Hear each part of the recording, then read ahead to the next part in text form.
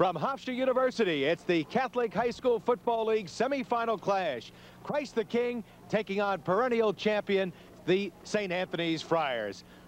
Hi, everybody. I'm Barry Landers, along with Tom Howard, on a beautiful afternoon for football. And you've got David and Goliath matched up today. It's a Cinderella story. I tell you right now, Christ the King.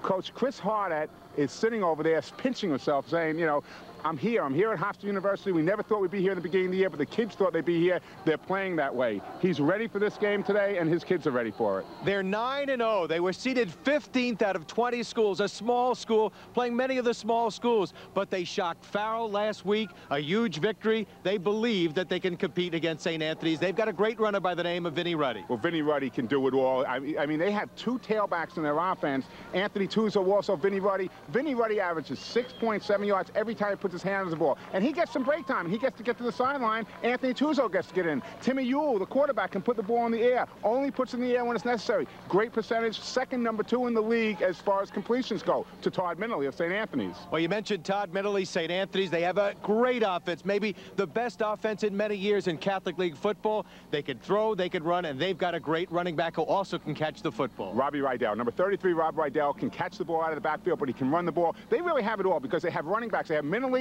the number 1 rated quarterback in the league. Robbie Rydell, number 33, able to run the ball. Mike Murata, the number 2 rusher in the league. Rydell's the number 3 rusher. And then the guy with all the heart, Mike Savali. They got a bunch of players, and they probably have the best player on defense in Chris Hartopoulos, the best defensive player in the league. Well, you got the best offense in the league at St. Anthony's, the best defense in the league, Christ the King. We'll find out more when we return in just a moment. Today's game is being brought to you by Canon USA, by Hofstra University, by the National Sports Medicine Orthopedic Group, by Bob's Stores, by the 1998 Goodwill Games, and by our newest sponsor, the Chase Manhattan Bank. Barry Landers along with Tom Howard and Hal Sass joining us for the second game as the Christ the King club will be kicking off here to St. Anthony's. And the ball will be taken at the 20-yard line, and touching a knee right there is the man who got the ball. That's Chris Eister.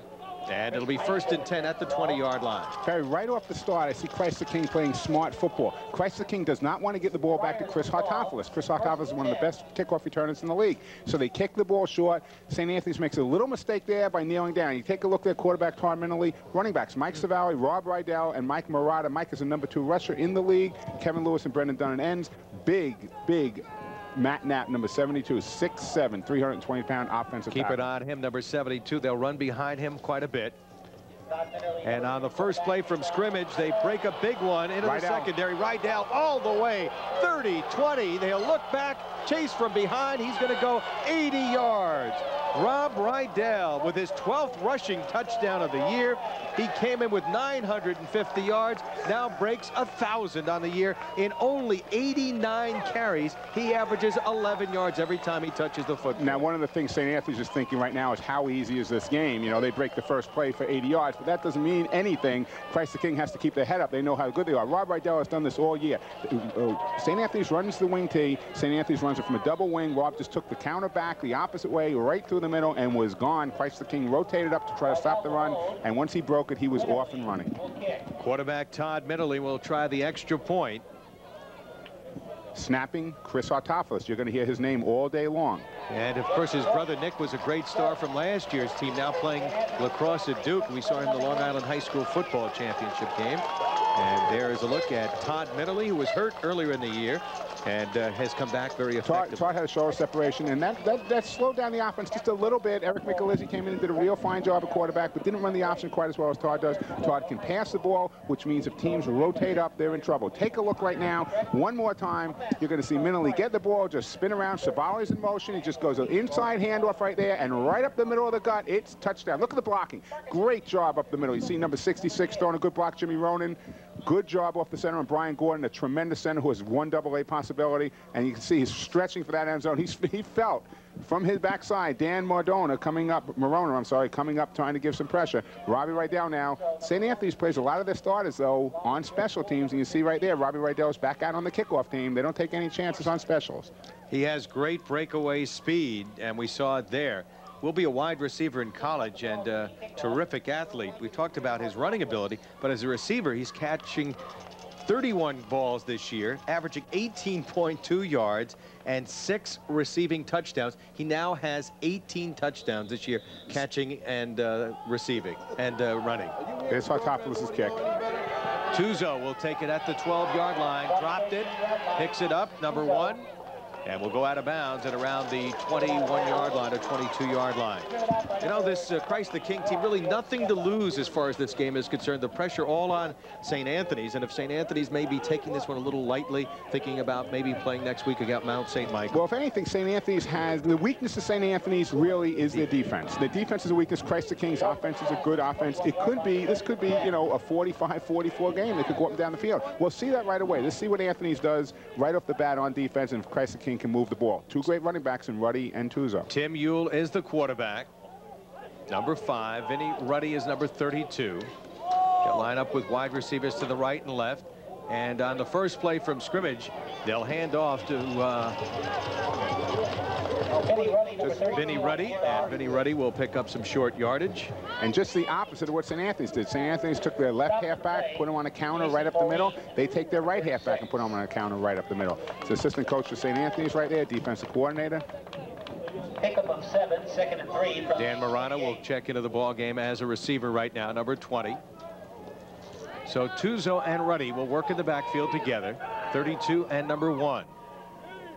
On second down, against that big 4-man front.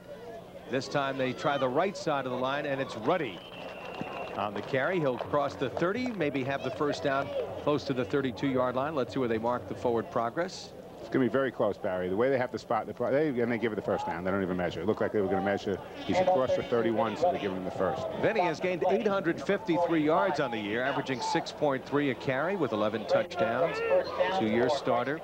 Longest one was a 65-yard touchdown, so he does have breakaway speed, that's for sure. And they have a good backup in Anthony Tuzo to come in, who's averaging 6.2 yards himself with 8 touchdowns. Right now, Tuzo lining up as the tailback in the ball game right now. 1st and 10. Ruddy is 5'7", 180.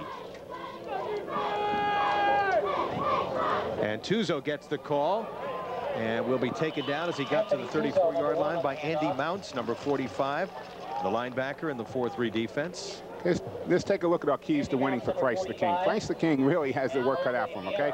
They have to force St. Anthony's to punt. They can't let St. Anthony's drive the ball or get the big plays. They have to keep St. Anthony's under 30 points. The only time St. Anthony's lost in the last couple of years, 2 losses in the last 4 years has been under 30 points. And they have to shut down the quarterback. And the reason I say shut down Todd Minley is that's his passing. When he starts passing, doesn't throw often, he's deadly. Brian Belmont lines up as a wide receiver on 2nd and 7. Here's the pitch right up the middle. Ruddy will pick up about 5 as he gets to around the 38-yard line, setting up a 3rd down play. Okay, let's take a look at what St. Anthony's has to do to win the game, okay? They have to play good defensively. They're doing it so far. They're slowing Christ the King down, but they can't give him, they have to stop the 3rd down, so I'm going to skip down to that, and then they have to gain 250 yards rushing. Well, now it's down to only about 150 because they almost got 100 yards rushing on their first play, 80 yards. 3rd and 3. Right now they'll send Belmont as a wide receiver out to the left side of your screen, and on the right side, Willis Poole. Backs are split. And on the keeper, quarterback will try to pick up the first down. Let's see where they spot it. He's going to be short by about a half yard. This is a real gamble early in the game. Is the one thing, talking to Chris Hardart before the game, he said, we have to play this game like Georgetown Villanova 1985 basketball. We have to keep the ball. We have to play smart. They're going to have to go for it on 4th down, I think, right now, which is really a dangerous play. And there's Chris right there, crew cut, headset on. He knows what he has to do. If they're going to go for it right now, they have to take their best back and put him behind their best ball carrier. That was not the St. Anthony's coach you're seeing. That was the Christ the King Chris coach. Hardart, right Christ the King, there. And graphic misidentified. And you see, no, that's St. Anthony's coach we have right there. That's not Rich Reichert, that's Chris Hardart. There we go. Okay, he's made his decision on what he's doing right now, and this is a real key to the beginning of the game. He's going inside his own 42-yard line on 4th down, and they know they have to keep the ball out of St. Anthony's hands. So this is something, I'm a definite punter, but even now I even think maybe you have to go for it. All right, Grundy lines up as the fullback, Tuzo the tailback, 9 men up at the line of scrimmage on the quarterback keeper. He made it. He made it Tim easy. Mule will bang for the first down. He's a first-year starter at quarterback, Tim. There's Richie Riker, St. Anthony's coach. And what a great record he's compiled. 10 years, 66 and 28, going for their 4th straight Catholic League championship. Had their 27-game winning streak snapped just a couple of games ago. As a coach, Tom, going into the playoffs, as we do finally have, of course, Chris Hardett right there.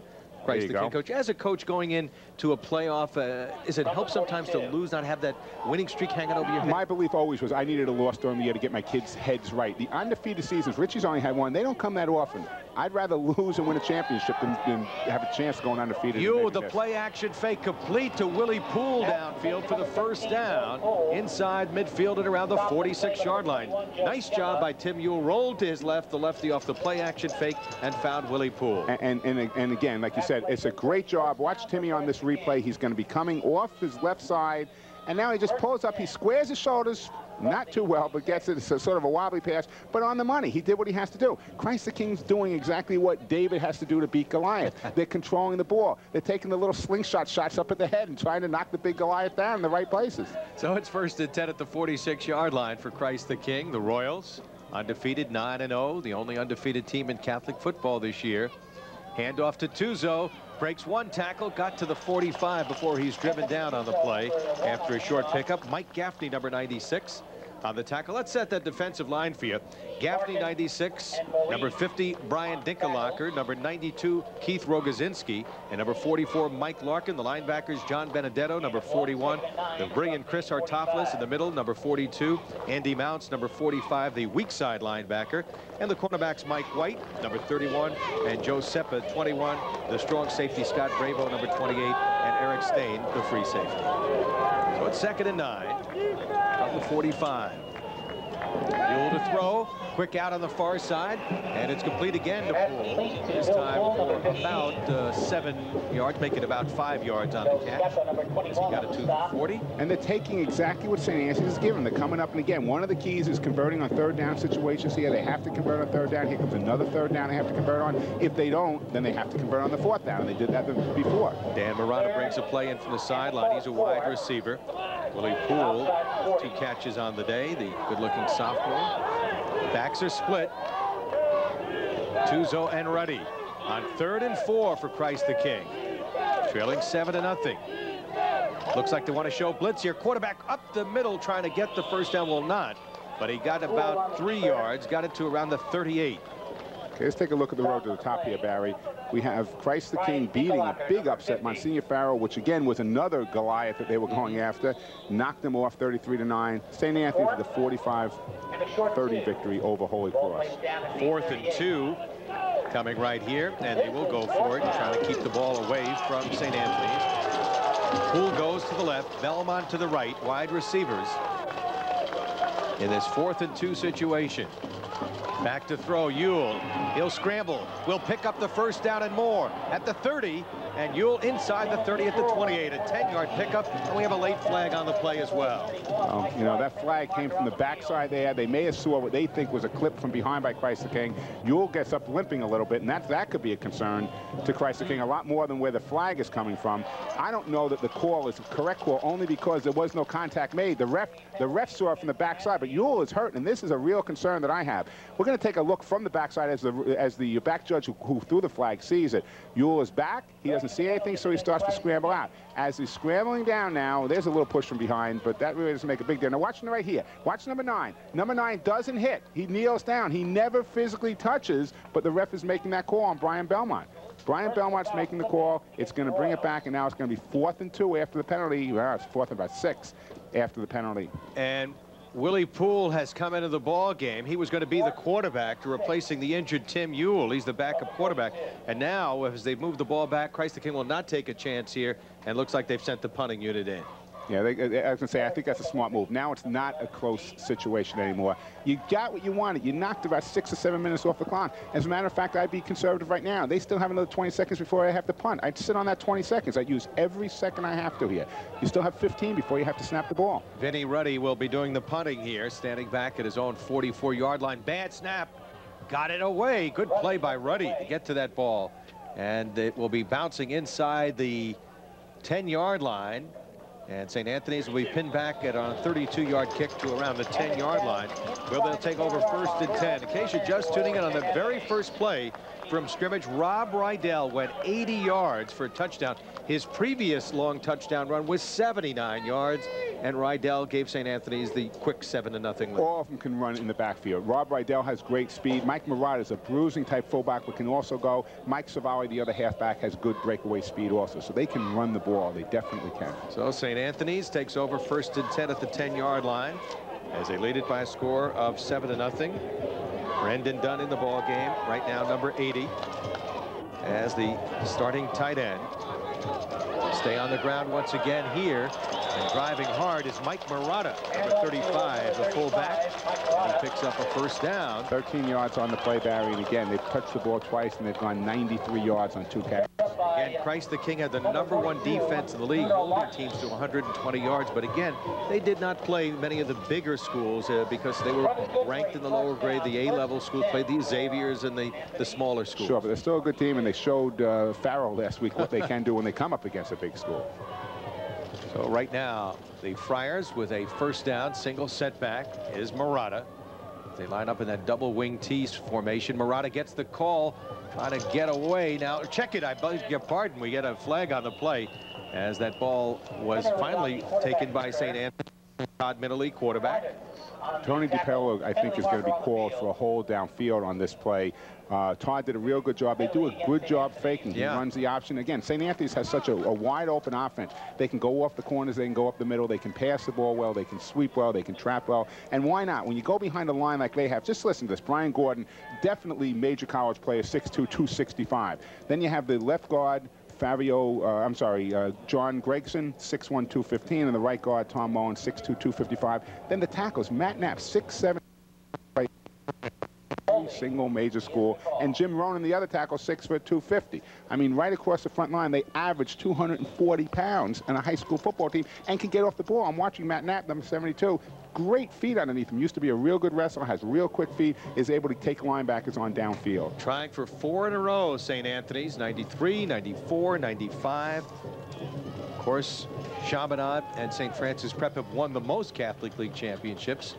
Right now it'll be 1st and 15 at the 17-yard line. On the option, Minnelly pitching to the far side. Rydell strips a tackle and will be taken out of bounds finally by number 20, Dan Murata, the free safety, after a 15-yard pickup. Misses the 1st down by about a foot at this point. Now they're faced with a 2nd and 2. Being in 1st and long, and what do? They just come out and they get to the outside. Rob Rydell has gained 95 yards rushing right now in just 2 carries. He went 80 yards the first time he had the football. Good-looking senior. Got the breakaway speed. He's a slasher. 6'1", 180. And right now, Friars have Kevin Lewis lined up as a wide receiver to the bottom of your screen. 2nd and 1, they usually go for it, and they'll go for the 1st down. They'll come back, and after they get the 1st down, they'll come back. And Murata, big hole into the secondary, and he goes down at the 44-yard line. On the tackle was Dan Murata, 12-yard pickup for the Blues junior fullback who runs hard, never loses yardage. And they say he's improved his blocking in the pass protection this year. He really has. And now St. Anthony's is in the position. Once they cross the 40-yard line, they open up their offense. If you think this has been closed right now, Barry, the way they go. Now they'll pass. Now they'll start getting Rydell out into the flats. Now they'll go deep to Dunn down the sideline. I mean, they'll have a lot more weapons once they get past the 40 if they didn't have enough before that. 3:35 and counting here in the 1st quarter. St. Anthony's with a 7-0 lead, on the move here again. And on the inside handoff, trying to turn the corner that time, was Mike Savelli, and nothing doing right there as he stopped. by Ricky Simpkins, number 78. Well, it was St. Francis Prep a couple of weeks ago snapping a long 27-game winning streak. And of course, St. Francis Prep had their own winning streak of 5 snapped by Mount St. Michael, who'll play the winner of this game next week. Yeah, Mount's sitting in a very pretty position right now. The game is over. They know they're playing the winner. They can sit back and scout. Mario Valentini, congratulations, and just sit back and take your notes. First time they've had a loss at 2nd and 11. Loss of 1 on that play. Now Rydell goes in motion. This is where they pass to him, Barry. They like to get him out in the flat. With time now, mentally scrambling, and will be taken down on a fine defensive play by Tom Cieslak, number 79, who played only Pop Warner football, transferred from Grover Cleveland High School, where they had no football, his first year on the varsity. Well, he's starting to develop, Coach told us, and he really looked good there. He's quick. He's 6'2", 220 pounds, and he has real good speed. And you saw that right there where he tracked Todd down from behind. Todd usually can scramble out of that situation. They did good job, though. Let's give that a coverage sack, too, because a good job defensively downfield, covering Rydell, covering the split end, Kevin Lewis. Now St. Anthony's will make a change. Sean Dam is in the ball game right now as a receiver, number 40. They line up with 2 wide receivers to the right and a wing to the right side. Italy barking out signals on 3rd and 12 here. And the handoff to Murata. Murata goes close to the 50, but he stopped way shy of the first down at the 48-49 yard line. And a good job by the defense here, coming up with the stop. And Christ the King will force a punt. Well, remember we said we want St. Anthony's to punt 5 times for Christ the King to win. Now, this is the first quarter. All you need is 1 each quarter, and 1 quarter force them to punt twice. Well, they're only going to get 1 this quarter. St. Anthony's calling a timeout, and Rich Reichert gambles. He is a gambler. There's no question about that. Let's see what he does here. Timeout on the field. We'll be right back with the score 7-0 in favor of St. Anthony's. Well, the decision is made. Andy Mounts, who averages 35 yards a punt, will be coming into the game. You see him right there, ready to punt. And the deep men back to receive. Standing back at the 20-yard line. Danny Morona waiting for the punt. Mounts kick. He got a little pressure. And Morona takes it at the 20. And will not get away. Fine downfield tackle. 31-yard kick, a 4-yard return. And a good tackle by Eric Stain, number 10. And it'll be 1st and 10 right now for Christ the King as they start at their own 24-yard line, trailing in the ball game by a score of 7-0 on a Rob Rydell 80-yard touchdown run, the first play from scrimmage for St. Anthony's. Well, one of the concerns I think St. Anthony has to have is their defensive secondary is a little susceptible. They have to be careful that they're not burnt deep. They have Stan and Bravo in the back. Scott Bravo does a real good job of coming up and making the hit, but being a strong safety, he'd rather bite on the run than bite on the pass. White and Skepper on the corners are decent, but again, they've had some trouble in their defensive secondary. They've had only 6 interceptions so far this year, that defense. Ewell, the quick pitch to Tuzo, has outstanding speed, chase to the far side, and a fine defensive play as he's run out of bounds on the far side by number 10, but we do have a flag on the play as Stain ran him down. But we do have a flag indeed. They may have a face mask there because going out of bounds, it looked to me like the only thing that they could call, they were the only 2 people there, Tuzo and Stan, and let's see what the call comes. No, personal foul. Somebody must have come in late then. Might have been when he was out of bounds and might have been hit. So. Well, you know, I mean, he was getting him as he was going out. I find that very hard to believe. He's on number 10. The ref just said it. Let's take a look here again. Now, he makes the hit right here. Okay, now they're still in bounds. He's starting to pull him down. He's losing his balance. They're down. And he pulls down to the ground. Bad call. I'm a coach. That's a bad call. The kid's going down with his momentum. He pulled him down on top of him. He didn't smash him down. Bad call. All right, Tom Howard. So it's 1st and 10 up at the 43-yard line, let's call it. 1st and 10 for Christ the King, trailing 7-0. Ruddy is the deep back. Tuzo lines up as a wing to the right. And right now, Tuzo blocking for Ruddy as he'll push it to the 45-yard line, a gain of 2. On the handoff. Stopped after the short pickup. Well, every second Christ the King has the ball, they're doing exactly what they need to do. They're keeping it out of St. Anthony's hands. They're only down by 7 points, which is a touchdown. A 2-point extra point gives them the lead, 8-7 at this point right now. They're able to move at least 2 yards on every single play they've carried the ball. They move 2 or 3 yards, so they may want to go for a 2-point conversion when they get down there. It's a balanced Christ the King attack. Ewell has thrown for 10 touchdowns, and they've rushed for quite a few as well, with Ruddy and Tuzo combining for 20 touchdowns. Stay on the ground for Ruddy off the left side of the line. And we'll pick up some short yardage. Stopped by Mike Gaffney, number 96. They ran right at Gaffney. Kevin Hooper, their left tackle, get into Gaffney. Gaffney did a good job of shedding the block, getting off, and getting into the play. Jeff Fowler, number 48, checks in for St. Anthony. Jeff was out early in the year. He broke his hand against Cardinal Hayes early in the year. This is his first game back. They've been waiting for him to come back. He was a starter. Andy Mounts is the one who's filled in for Jeff since then. Andy's done a real respectable job. Jeff is their starter, though, with Benedetto, Hartopoulos, and Fowler. They got their 3 linebackers they want to play with. Jeff plays the weak side linebacker spot. 3rd and 6. Big play coming here for the Royals of Christ the King. And we get a flag here. Delay of game. Boy, that's a mistake they can't afford to make. You just can't afford to make that. And what they're doing is they're waiting for their play to come in from the sideline. Yep. And by waiting for that play, that's a coaching mistake, I think. That's not necessarily the quarterback's fault. He seemed to get the guys out of the huddle once he got the play. And he said that's you see Coach right there just saying, okay, I'll take that. Now Belmont and Poole are their leading receivers. And Poole will line up at the top of your screen, number 15, as a wide receiver. And now a little bit of confusion here. 4 seconds showing on the clock, but we'll get a timeout taken here. Okay, well, Chris Hardat was right there on the sideline, and I guess he was the one who called because he saw the ref. He wanted to call the timeout. The coach said, hey, listen, this is a 3rd and 10. We need to keep possession. Let's make sure we got the right play. Oh, the play before they had the delay of game, so things a little out of sync right there. And he says, let's settle things down, fellas. Sure. And you want to know something that's not so bad, Barry? You have 3 timeouts and a half. If you use 2 of them in the 3rd quarter, I'm sorry, 2 of them in the 2nd quarter, you can use one in the 1st. There's only 4 seconds left to go in the 1st. He may have been able just though to wait that 4 seconds. I don't know where they were, and he might have been able to talk to his team on the sideline as opposed to having to use a timeout. You're watching the Christ the King huddle right there, and what an amazing year. This is a team that had a program that started in 1978. They had not had a winning season in all of those years. Their best record was 5-5 back in '88, and this year they have been the Cinderella story, 9-0 coming in to play today.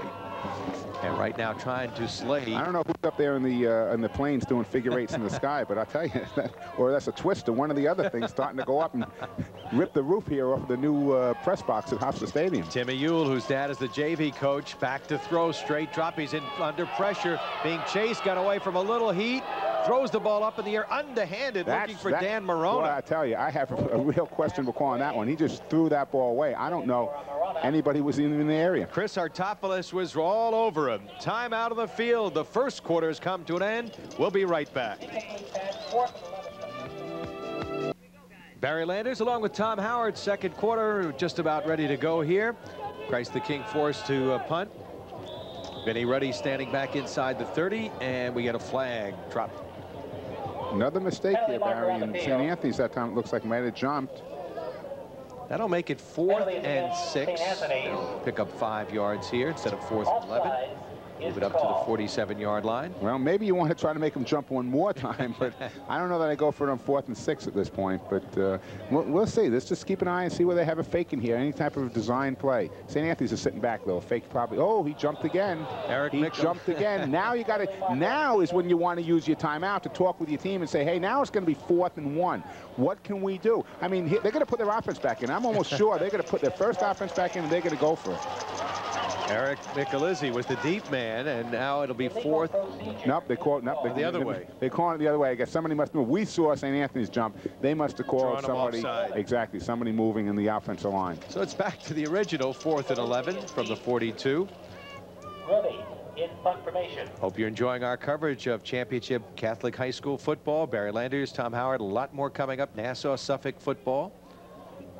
And this will be taken by the upback and returned by Anthony DiPaolo for a short pickup to the 38-yard line, where it'll be 1st and 10 for St. Anthony's.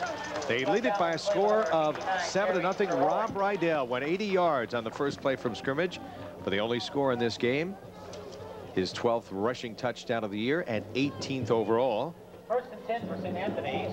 So St. Anthony's takes over in good field position. They'll mark it at the 39-yard line.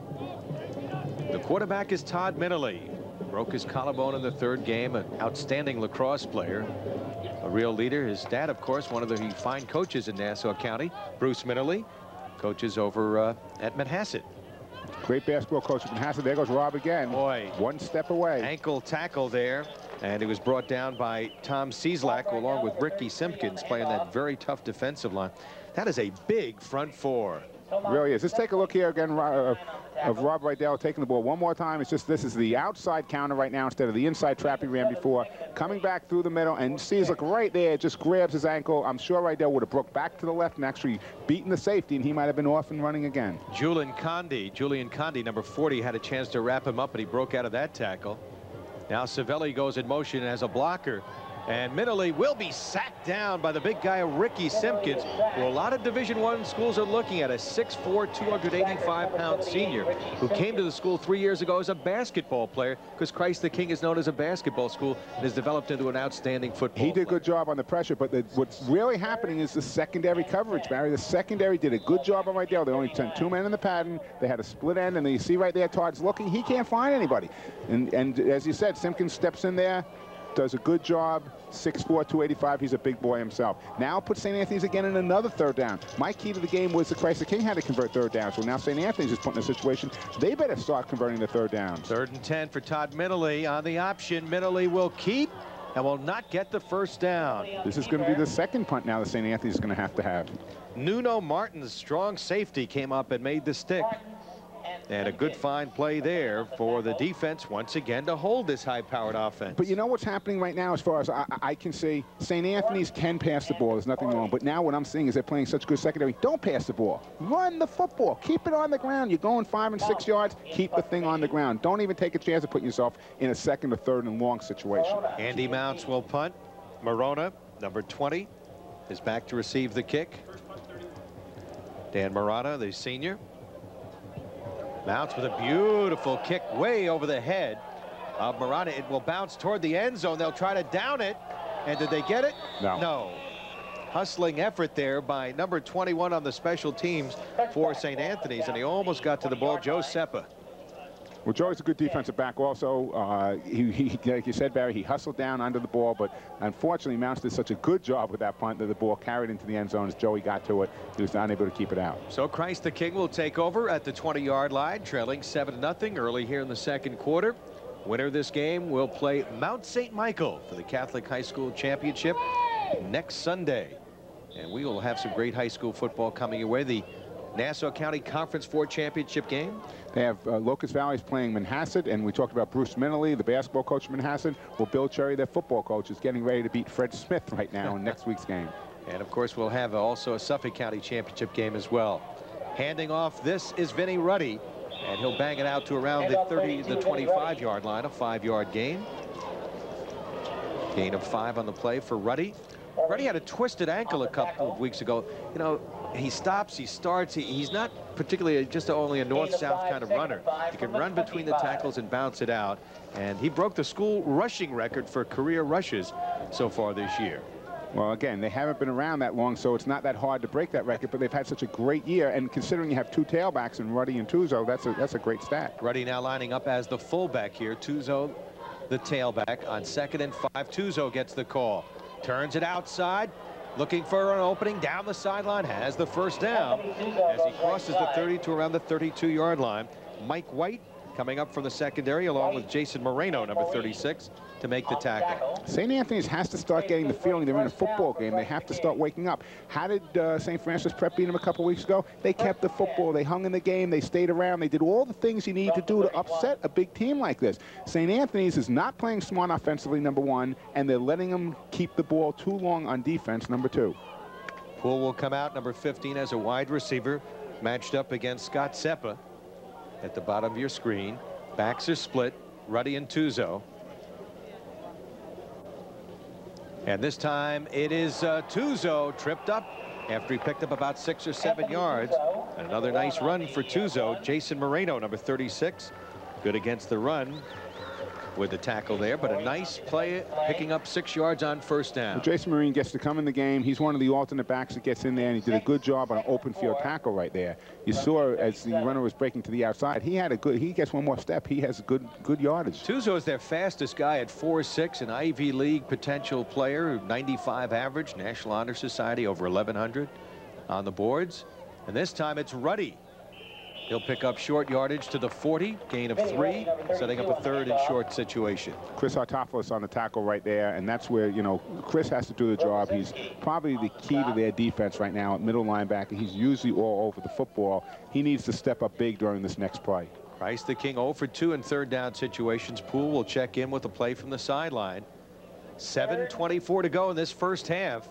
And the high-powered St. Anthony's Friars leading 7-0 on an 80-yard touchdown run by Rob Rydell. There's Rich Reichen on the sideline, very concerned. They have everybody up front, it looks like. 7 men in the box. Tuzo blocking for Ruddy, and Ruddy will pick up the first down.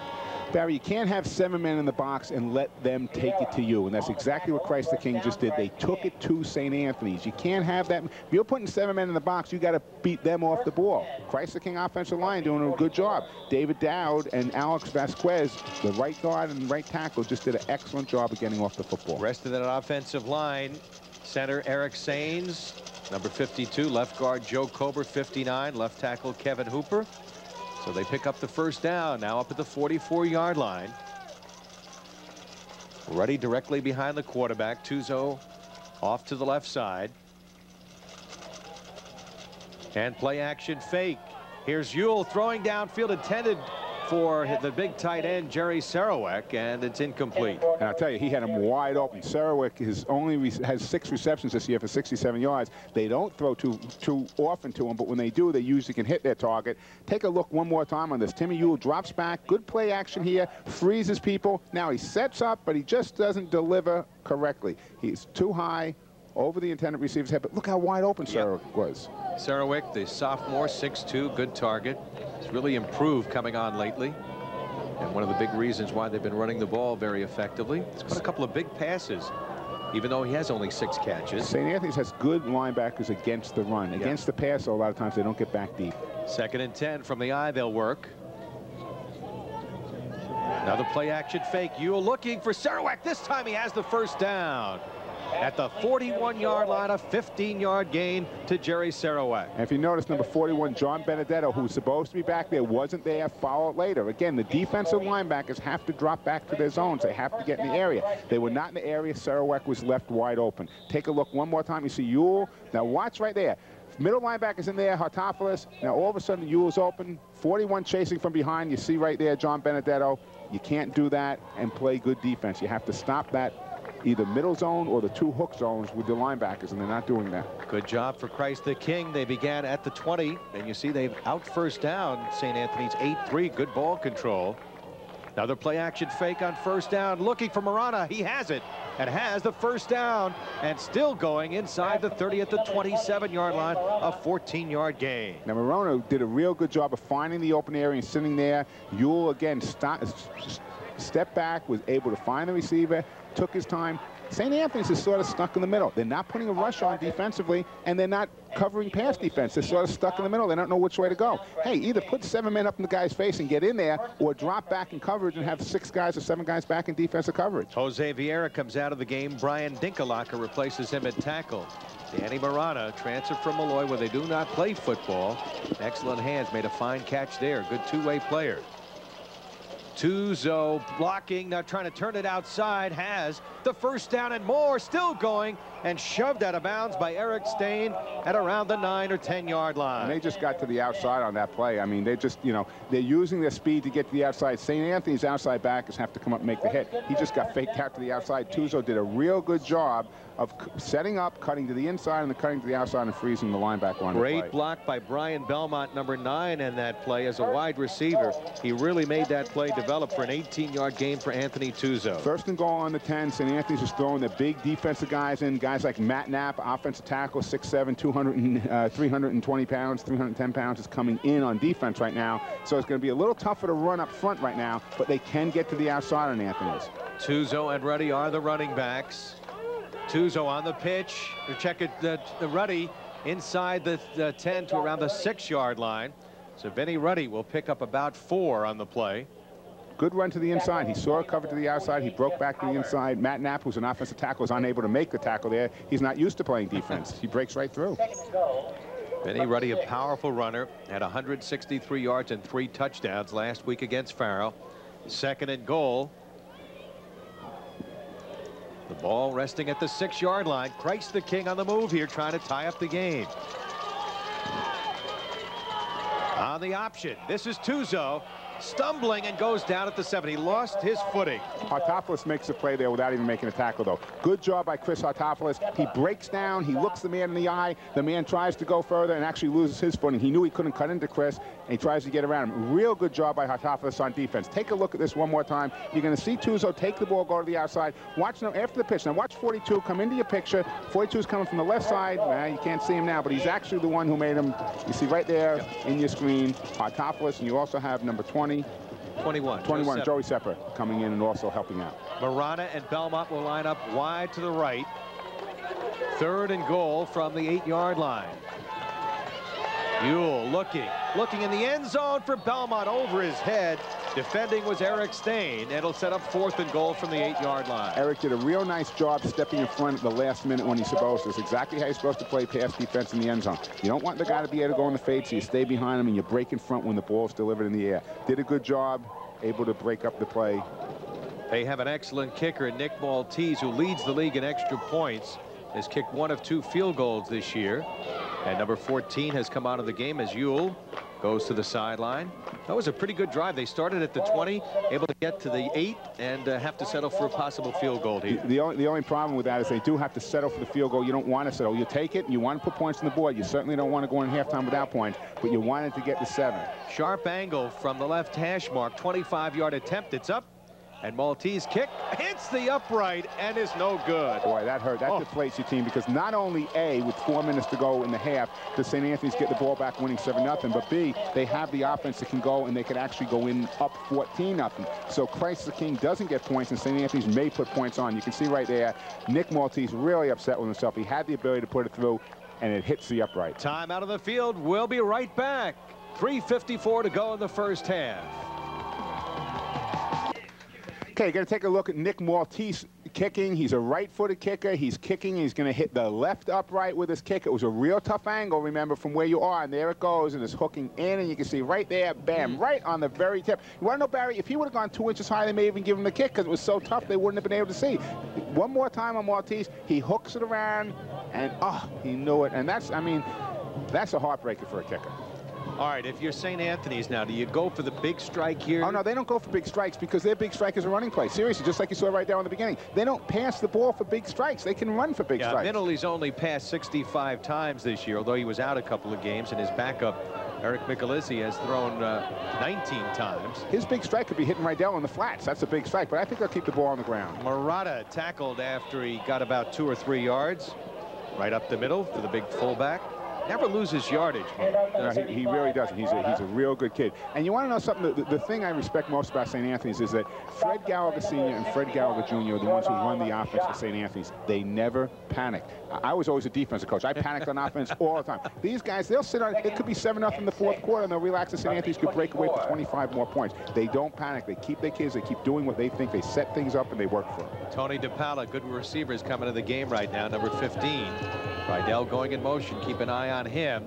Back to throw, Minnelly looking for left, and it's going to be batted down. Excellent defensive play there by Nuno Martins as he was defending on the intended receiver, and that was the big guy, Robbie Rydell. Well, you know, Todd delivered the ball well. He set back, he set up, he delivered the ball well, but I guess, again, I question right now why they're passing on 2nd down all the time instead of picking up the 1st down with the run, which they've been able to do. Watch Minnelly set up plenty of time this time, delivers the ball where it's supposed to, but Martins does a real good job of coming through. Number 42, Nuno Martins, is able to come through and play the receiver exactly. Stayed behind him and came back through the receiver to knock the ball in. Martins has 4 interceptions this year, including a 40-yard interception return.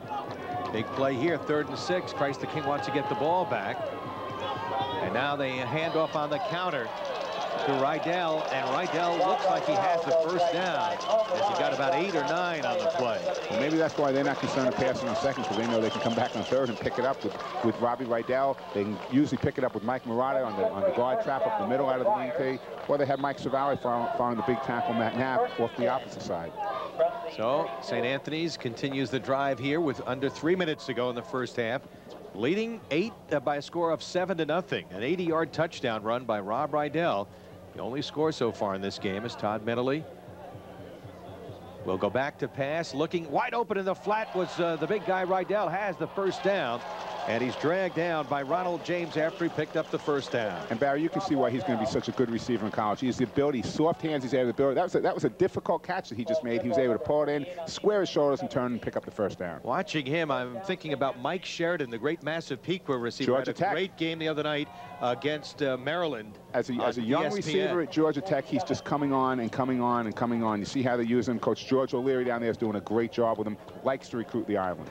1st and 10 at the 47-yard line.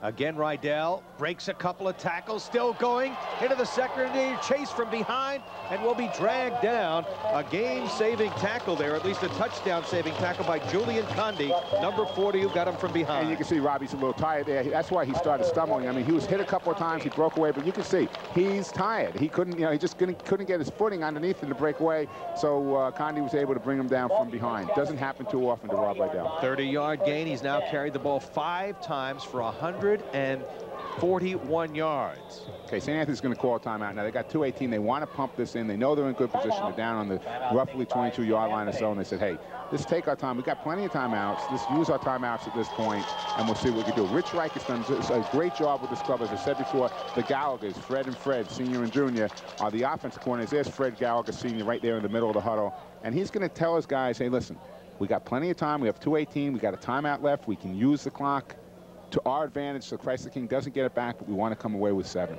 And I want to congratulate the St. Anthony's girls soccer program. They won another state championship in soccer. What is it, the 13th year in a row they won? Coach Dave Prutting just does a tremendous job with those girls. I mean, they just keep rolling year after year after year. And on the boys' side, congratulations to St. John the Baptist. Another terrific season for them. And their boys soccer program does a tremendous job also. And also, we want to remind you that we have a lot of high school football coming your way. We continue our high school football coverage next week with a Conference 4 Nassau County Championship game. Locust Valley and Manhasset will follow that up with a Suffolk Championship Conference 2 battle between East Islip and Belfort. And it's on to the Long Island Football Championship. And it just looks like it's a tremendous Long Island Championship. You can see the fans right there. You can see the cheerleaders from St. Anthony's High School. 1 year too late, my daughter Kaylee, who's here at Hofstra University right now playing lacrosse, used to be a St. Anthony's cheerleader. And those girls do a tremendous job. Todd Minnelly here with 1st and 10 at the 23-yard line. 2:18 to go in the first half. Murata directly behind him. Fake, Minnelly scrambling, dumping it out of the backfield, intended for Murata, and a fine defensive play that time by number 42. Again, Nuno Martins, who's a big hitter, an excellent cover guy, making another good defensive play. Todd had a bad read that time. He looked out in the flat. Down deep, he had Kevin Lewis, number 84, down in the corner of the end zone, wide open. He was looking flat, wasn't looking to the 7 pattern or the flag pattern. He was looking short, and it didn't come up. But again, they have plenty of time. They're only 2nd down. They're in good field position. And again, right now, the Friars with 1 timeout remaining as they lead it by a score of 7-0. Sean Dam has checked into the ball game as a wide receiver, number 40. He's up at the top of your screen. Rydell going in motion. Italy rolling that way, looking and throwing incomplete. He was looking for number 20, who was the intended receiver, Mike Savilli. And Savilli had double coverage. Mike Savalli, right, and he was covered. And we talked about before Todd Minnelly. Well, Mike Savalli's father is Carl Savalli, the basketball coach at Farmingdale High School. And Carl and Bruce Minnelly sit next to each other. They're sitting right down there now. I don't know whether they're talking football, talking about the Suns, or talking basketball at this point. Mike is an excellent lacrosse player and probably will go to college to play lacrosse. Follows his blockers well. Mike will play whatever he wants in college. He has tremendous board scores, one of the smartest kids at St. Anthony's High School. Big 3rd and 10 play for St. Anthony's, leading 7-0 with 2:10 to go. In a double wing formation. Rydell going in motion on the option. Here's the fake. Oh, nice and Minnelly hit and driven back. What a hit that time, as he was hit real hard and driven back to the ground. Boy, I tell you, what a way to come up as a backer and make a hit. Tremendous job in there. That's, I mean, that's hitting. Oh, baby. You see number 79, Tommy Cieslik there? 5 coming up from the 18. Let's take a look at this from the end zone, because now Christ the King's going to take their timeout in a 4th down situation. Take a look. There's Savalli. He decides he's going to roll, and he's going to come up right now. 42 comes into your picture, and just, I mean, that's how you teach tackling. Break down, lock, lift, and drive. And he just, I mean, he did it all. Nuno Martins came through and did a great job on that. Time out of the field. We'll be right back.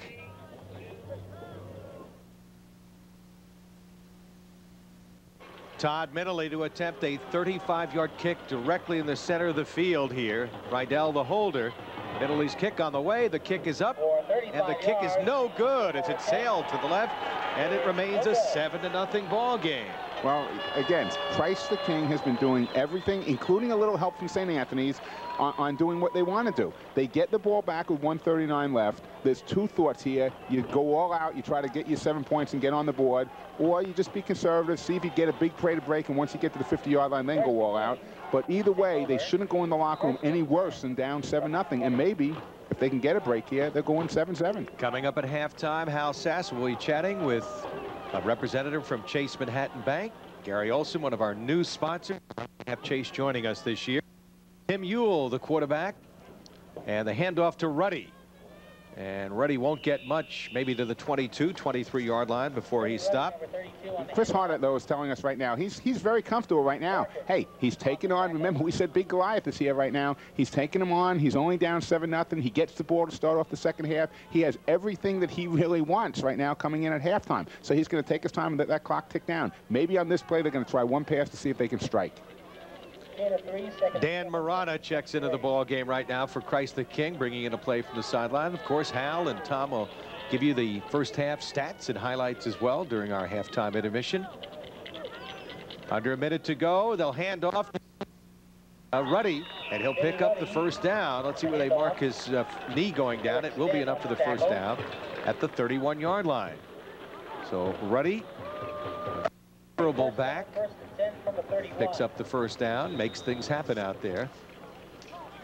Clock is ticking, 50 seconds, and they have not used any of their timeouts here, Tom. So apparently, no, I think Chris Hartnett has basically conceded that he's going to go in 7-0 down. Something to go in for to feel good. Ruddy off the left side of the line. Hartopoulos was in quickly, and he got help from Jeff Fowler, number 48, and they brought him down. But, you know, you look at this game, you said St. Anthony scores the very first play from scrimmage, an 80-yard run. You're thinking, oh, boy, it's going to be a long afternoon. Christ the King didn't rattle. They gave up just that first touchdown. 17 seconds into the game, they were down 43 seconds. They've shut St. Anthony's out. They've done a great job. Villanova, Georgetown, 1985 basketball. That's what he wanted to play. Villanova shot 72% that game. These guys 72% right now by holding St. Anthony's and converting on the third down situations. They're doing a great job, Barry. Ruddy on the short carry, and that'll do it for the first half. At halftime, it's the Friars of St. Anthony 7, the Royals of Christ the King nothing. We'll be right back. You are not to be on the field at any time. We thank you for your cooperation. In just a few moments, ladies and gentlemen, we will have halftime entertainment. Welcome back to Hofstra Stadium, Hempstead, New York. Catholic high school football on the LISN at halftime. St. Anthony's leading Christ the King by the score of 7-0. Want to take a moment to welcome Gary Olson and Chase Manhattan Bank to the LISN family. And Gary, great to have you with us this year. Thank you, Hal. It's a real pleasure to be here representing Chase, which is delighted to help sponsor this series and bring it into the homes of thousands of Long Islanders. Now, we know Chase is very active in the community, and high school sports certainly not getting overlooked today. Well, we sponsored hockey, football, basketball, and one of my favorites, the Special Olympics, which is held right here at Hofstra Stadium. And we feel that athletics are a very important part of the education of our youth. What are some of the things going on over at Chase Manhattan right now? Well, after the merger, we have a tremendous market share on the island, and we now support over 300 not-for-profit institutions on the island.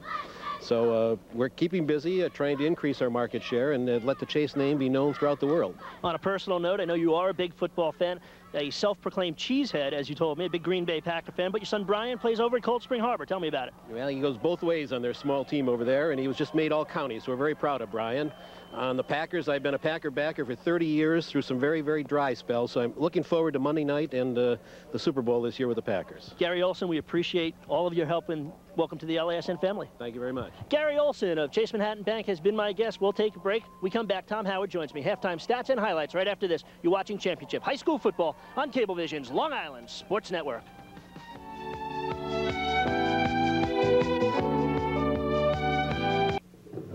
7-0 at the half. Tom Howard joins me for halftime stats and chats. And Good first half, kind of a surprise here. St. Anthony's looks like the dominant team coming in. Christ the King, they're not afraid. They want to play Cinderella. How they are not afraid at all, and they're doing everything the coach planned on coming in. Chris Harder wanted to keep the ball. He's keeping the ball. 9 first down to 6 first downs for St. Anthony's. Christ the King has the 9. They're doing everything perfect. They're doing what they have to do in order to win the game.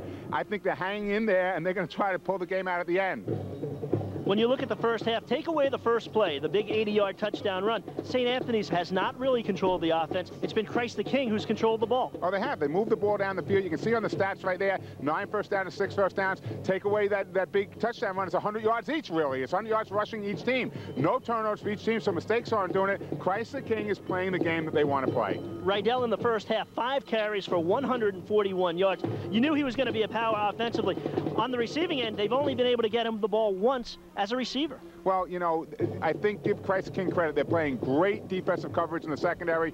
St. Anthony's is passing the ball more than I thought they passed the ball coming into the game. They can run. They need to establish a running game when they come out in the second half. They need to play power football. The Gallaghers, Fred and Fred, they know what they're doing offensively. They got to get the ball in the hands of all the running backs, and they have to go behind Big Matt Knapp. Chris Hardart, the coach for Christ the King, said they've got to play a 1985 NCAA basketball game. Georgetown-Villanova. Villanova played the perfect game. That's what he's looking for. I think he's got to be happy with the first half. What can he do going into the second half? Well, I think what he can do is just keep hanging around like he's doing. Try to keep the score 7-0. They get the kickoff in the second half. Control the ball. Maybe if St. Anthony's gets the ball back, even if they don't score, with only 3 or 2 minutes left to go in the quarter, they've done their job for that quarter. Then it comes down to a one-quarter game. Anything can happen. You score a touchdown and put 2 points up for the extra point, you win the football game. Richie Reichert on the other side. What happens with St. Anthony's going into the second half? They only lead by 7. Well, I think Rich Reichert just has to be concerned about getting his offense going, and that's it. If they get the offense going, they win the football game. 7-0. St. Anthony's in front at the half. Tom joins Barry Landers for second half action. Right after this, you're watching high school championship football on Cablevision's LISN.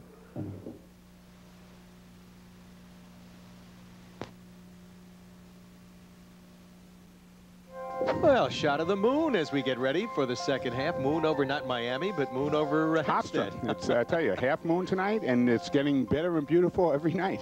St. Anthony's kicking off. Poole and Tuzo are deep. And this sails over the head of Poole into the end zone.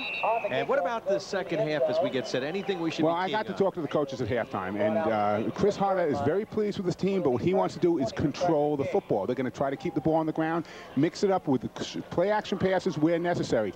St. Anthony's, on the other hand, Rich Reichert challenged his team in the locker room at halftime. He says, guys, I challenge you to put 3 on the board. You put 3 on the board, we go up 28 points. They're not going to beat us. They're not scoring 28 against us. And he said, we're going to do it by pounding it out. We're going to keep the ball on the ground. We're going to use our physical size and strength over these guys. Well, right now, Todd Ewell brings his club to the line of scrimmage. He was 4 for 7 for 44 yards passing in that first half. They'll stay on the ground to Ruddy. And Ruddy will bang out some 3 or 4 yards to around the 24-yard line, as he stopped on the play by Mike Gaffney, number 96, the big 205-pound junior, one of 3 brothers who played for St. Anthony's. Ed at West Point now, and his brother David played at Fordham. I remember him covering his games on Absolutely. They both, the Gaffney name is big at St. Anthony's for football. They've all been very good athletes, and they're all excellent students. He may be a star next year. He's really just emerging right now, Mike Gaffney, a junior, isn't he? He really is. He's coming on. He does a good job as far as his pass rush goes. He did a good job right there against the run. Brian Dinkelacke, also number 50, is doing a good job against the run so far this game. And on the option, keeping the football, breaking a tackle, and going close to the 30-yard line is Tim Ewell, as he picked up 6 on the play. And he's shaken up. Remember, he was banged up a little bit in the first quarter. He limped off the field in the first quarter. You see him laying down right now. He's grabbing back towards his neck. I was surprised on that play. He outran Chris Artopoulos, just ran past the corner. He's jumping up now. He's not ready to come out. He'll come out for one play because of injury, but he'll be back in. You'll see him back in a minute. He just got a good shot. Willie Poole is the backup quarterback, number 15. Let's take a look and see what happens on this play. You're going to see he comes down the line to option. As he comes down the line, you can see where he freezes Hartopoulos. Right there, Hartopoulos, number 42, is frozen. He cuts back to the inside. You see John Benedetto, number 41, make the hit. And also twisting his leg on the bottom is Keith Rogozinski. Rogo did a good job of just making a little leg tackle at that point. I think he just might have twisted his ankle a little bit. Rogozinski, number 92 for St. Anthony's. Big boy at 6'3", 245. Big surprise has really come into his own this year. He's a weightlifter.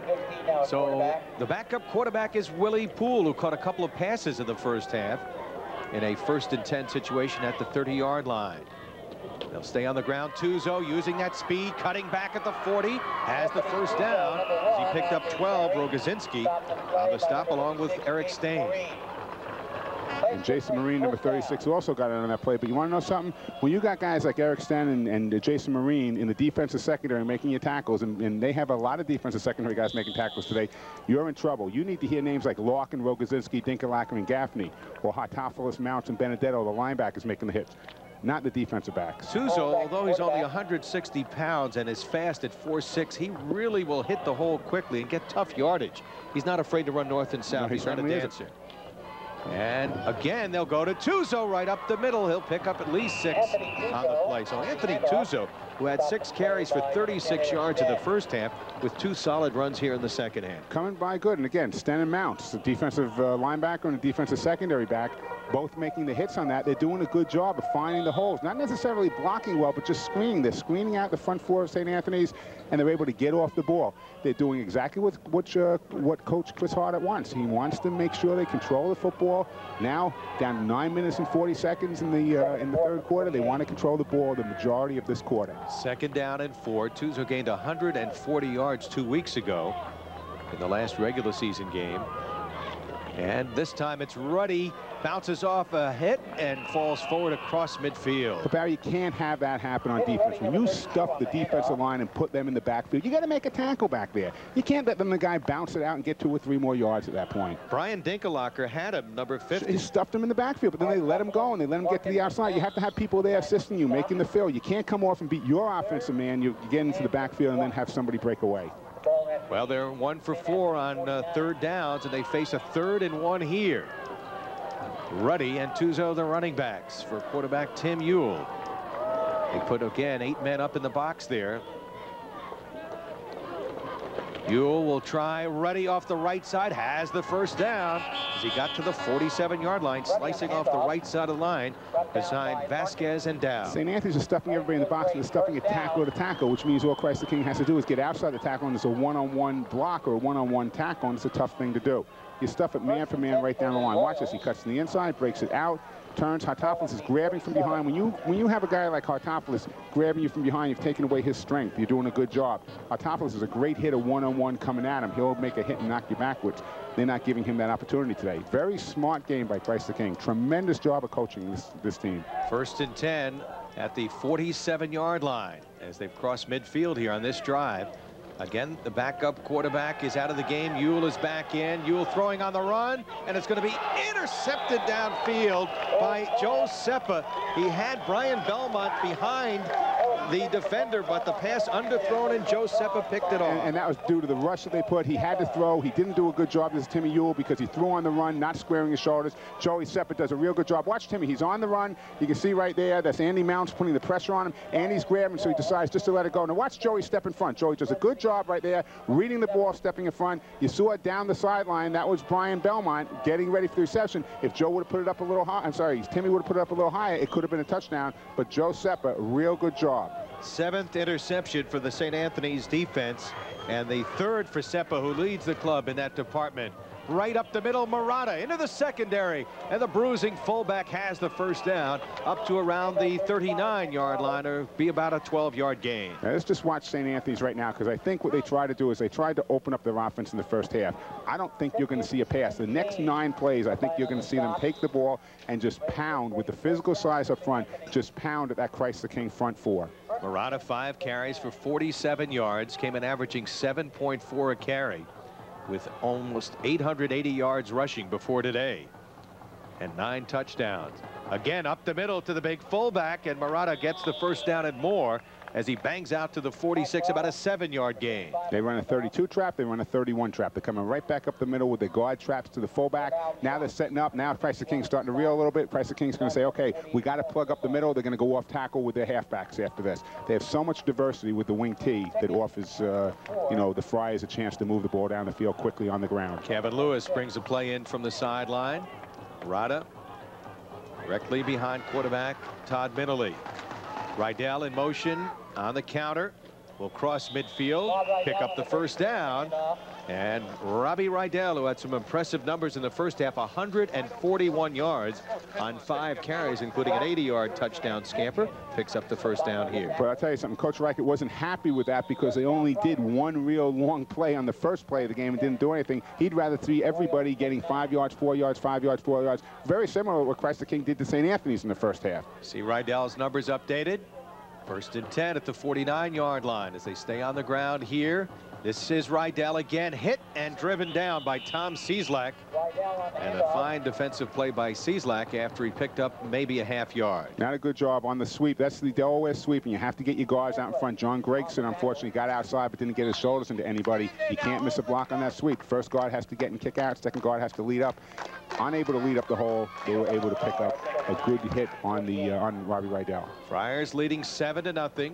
6:30 to go here in the 3rd quarter. Barry Landers along with Tom Howard and Hal Sass from Sunbathed Hofstra Stadium.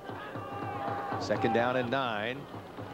And on the option, keeping his middle and now pitching to Rydell. Nowhere to go for Rydell as he was right along the sideline and knocking him out of bounds, which Garner Sanders, the cornerback, number 25.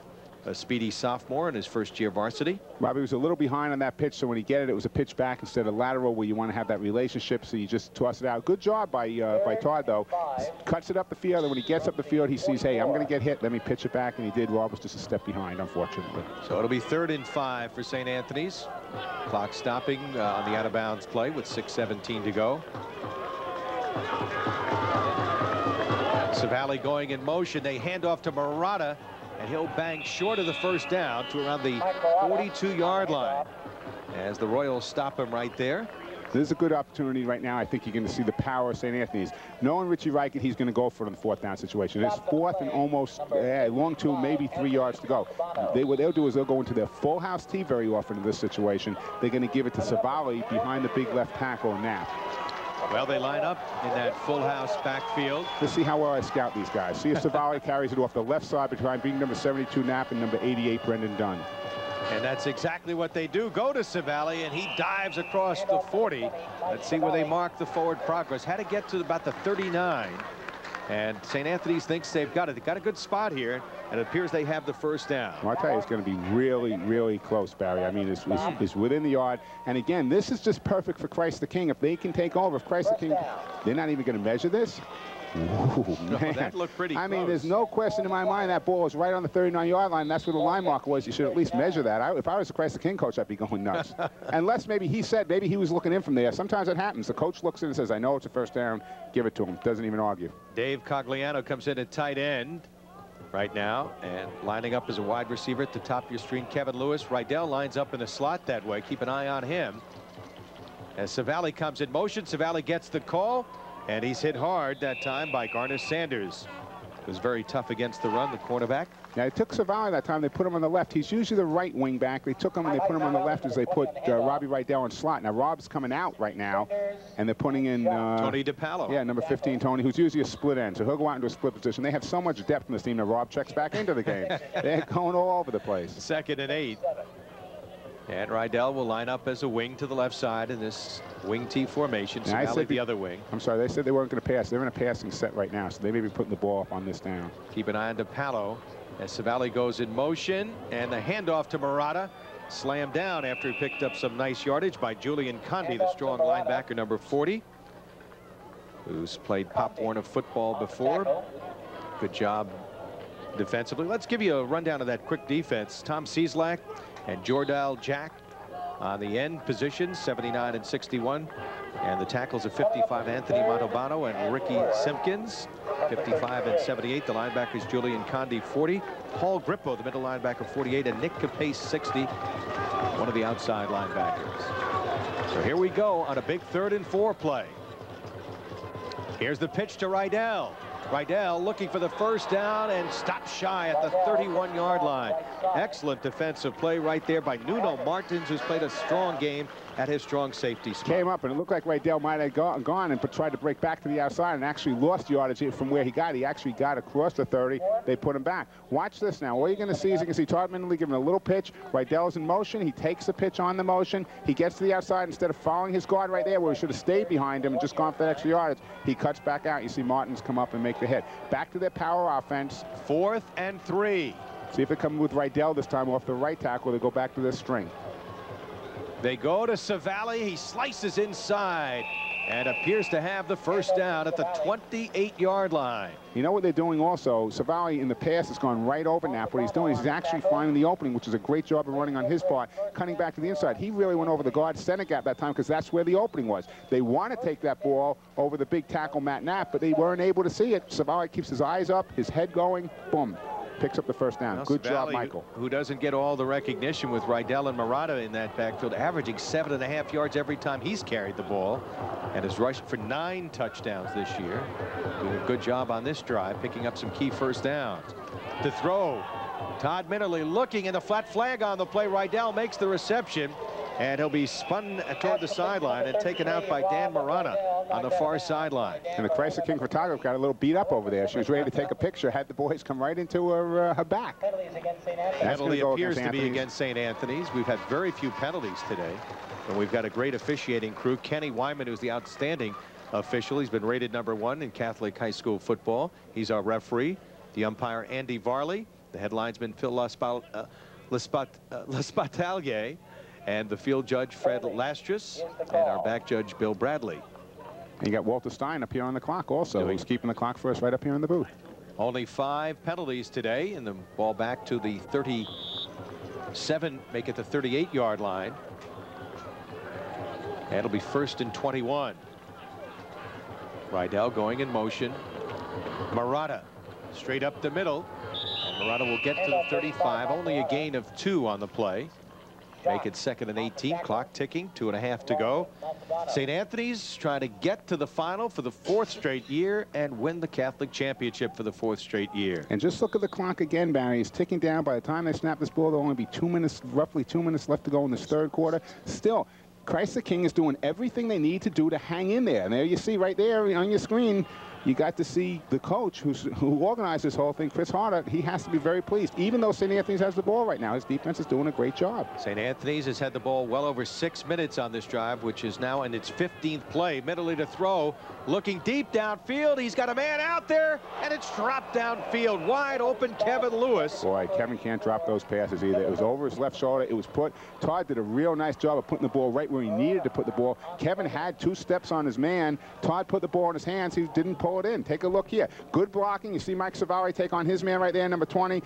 Todd puts the ball up. It's a nice tight spiral. Everything is going good. Lewis has the steps. It's over the shoulder. Just a little tough because it was, but you work on those in practice. You work on them in pregame drills. You pull those things in. There's the end zone he would be stepping into right now if he caught it. Now it brings up a 3rd and 18, Barry. Puts St. Anthony's in a hole if they can't come down with this. Lewis had caught 7 passes for 144 yards and 2 touchdowns before today. Well, it's an excellent possession receiver. On 3rd and 18, Middley dropping straight back. Throwing up the middle, it'll be complete at the 25, way shy of the first down, as the receiver is wrestled down. And it was the aforementioned Lewis, so it comes right back to the guy who dropped the ball before. 4th and 10, 45-yard field goal for Minnelly. I don't know, that may be too far out, so I don't know that they're going to try that. They're too close to punt. They're going to have to come. They'll probably come with a pass on 4th down, and don't be surprised if Robbie Rydell is the guy who they try to get it to. Checking into the ball game with a play is Tony DiPaolo. As you look at that Chrysler King defense, people said, oh, who'd they play this year? They're the #1 defense in the league, but here they are holding the #1 offense in the league. And to this is what you want with a great matchup. And I've always been a defensive coach, and I always believe defense can beat offense when it comes to Here we go, Tom Howard. 4th and 10 for Todd Minnelly in St. Anthony's. With time. Scrambling now. He'll try to run for the first down, and he will not get it on the far side. There is a flag on the play. You decline the penalty. There's going to be a hold back here. Now, it's 10 yards from the hold. I don't know if you decline it. The ball will be on the 34. There was a penalty. It's going to be a hold. It'll bring the ball back to the 44-yard line. Now, St. Anthony's punts from the 44. I may take the ball right now on the 20. I may just take it right where it is. You can decline the penalty and take the ball on offense. Why take a chance? You're going to get the ball. Exactly. You're outside the 20-yard line. You're on the 23. Especially against an explosive offense. One play, you want the ball. And they're going to do it. The defense does it again for the Royals of Christ the King. And they're so smart, Christ the King. They even allow St. Anthony's to use the clock for them. They don't have to use it themselves. They say, hey, you want to know something? St. Anthony's, let your offense use the clock for us. Let your offense run up and down the field. We'll bend, but we won't break on defense. We're coming back to get 8. Time out on the field. We'll be right back.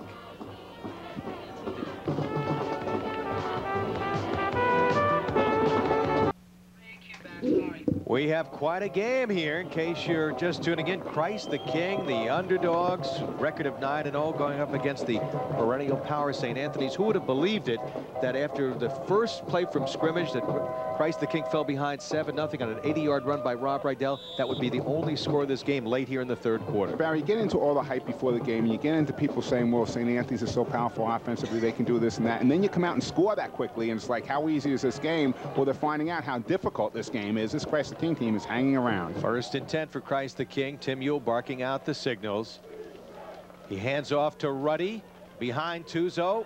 Tripped as he crossed the 25 up to the 27-yard line and brought down after a pickup of about 5 or 6. Jose Vieira, number 55. The people who are not having good games for St. Anthony's tail their linebackers. Andy Mounts missed the tackle that time. You can't run past people. Good look at the St. Anthony's cheerleaders. Every year this team's been going down to the Nationals in Tennessee, doing a great job with the girls.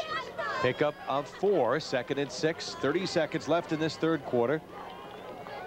St. Anthony's holding a 7-0 lead. Tim Ewell on 2nd down. Here comes the blitz. Tuzo will be met by Hartopoulos, who makes the big play there and drives it back to the 16-yard line. And I'll tell you, Chris is really the key to the defense here. He only has 1 interception throughout the year, but he's able to get in. But usually he shows blitz ahead of time so he can pick it up. He showed it again that time, but they're unable to get him. Ball spotted at the 23. That's the story after 3. It's 7-0. We'll be right back. Back at Hofstra, we go to the 4th quarter in a surprisingly low-scoring game. St. Anthony's, the top offensive team in Catholic high school football, with a tenuous 7-0 lead and a big 3rd down play coming up here. Well, this is really exactly what Christ the King wanted to be from the beginning of the game. They would have walked into this game. Give me the 4th period, give them 7 points. I'll take it. I'll walk in. Ewell 4 for 8 for 44 yards and a costly interception. We'll go to the air here. Good blocking. Looking as a man open. Belmont catches the 1st down. Pass to the 41-yard line. And again, you know, it seems like the defense is tenuous. I was watching Hartopoulos on that play. He steps up the fake blitz, then he drops back. But then he got caught in no man's zone. Now, that wasn't his area. He had middle. But on the left side, Benedetto is supposed to be back there and wasn't. Take a look right now. You're going to see Ewell drop back. Ewell set up. You got to rush, but it's not a great rush because there's no pressure. Ewell delivers the ball. When he has time to deliver, look at this. Where are the linebackers? Defensive backs back there. You got to be able to put the ball over a linebacker's head and under the defensive backs to force quarterbacks to throw high. If you give them lanes like that, they'll take it all day long. Brian Belmont, their leading receiver. The tackle was made by Mike White. Belmont's first catch of the day, his 13th of the year. He averages over 15 yards a catch. On 1st down, Ewell to throw again, looking for Willie Poole. A beautiful catch at the 35-yard line. And I'll tell you something, there's an athletic move by Willie Poole, and he is hot. They know they're starting to move the football. They're feeling confident. They're in the 4th quarter. They're where they want to be. They have the ball 1st and 10 on the 35 going in, and they're feeling good. Meanwhile, St. Anthony's is looking around saying, hey, how did they get there? Take a look at this thing. Perfectly thrown pass. Look at the leaping ability. They're not even in the area. He's up. I mean, that's a pro catch right there, Barry. That's a big-time catch by the 6-foot, 170-pound sophomore. First-year varsity, was the JV quarterback last year. They call him Flash. Got excellent hands, and we saw that there. He'll be the quarterback next year, too. Run some great routes, has 4.7 speed, 3rd catch of the day. And Ruddy, nowhere to go, fumbles the football. And did Ewell fall on it? A scramble for the football. Nobody has a good shot. St. Anthony's player is fighting still for Hartopoulos. Looks like he came up with the ball. He did. Chris Hartopoulos came up with the ball. Jeff Fowler, I believe, number 48, was the guy who made the hit that knocked the ball loose. Boy, I mean, that is so sad for Christ the King, because they were finally moving. They make one mistake. They made a mistake before throwing interception. Now they make a mistake now with the fumble. Opportunistic St. Anthony's takes over and in good field position on the 45-yard line. Take a look at this right now. You can see right there, running back is taking the ball, gets hit, and there it just doesn't hang on to the ball. Jeff Fowler makes the hit, comes in and knocks him back. And the ball eventually recovered by St. Anthony's. So Ruddy fumbles the football, second big turnover. And you see the turnover numbers right there. And Vinny Ruddy just can't do that in a game of this much importance. They'll stay on the ground. Rydell slammed down. Maybe a loss on the play of a yard on the play. Robbie Rydell, who rarely is tackled for a loss right there. Well, it was. They tried to come on the trap. Now again, that's not the inside trap. That's the outside trap. They tried to come on with the outside handoff to the quarterback. 10.5 minutes to go here in the fourth quarter. As Todd Middley has checked what the play will be. He has Tony DiPaolo as a wide receiver in the ball game right now. Everybody else in tight in the double wing T.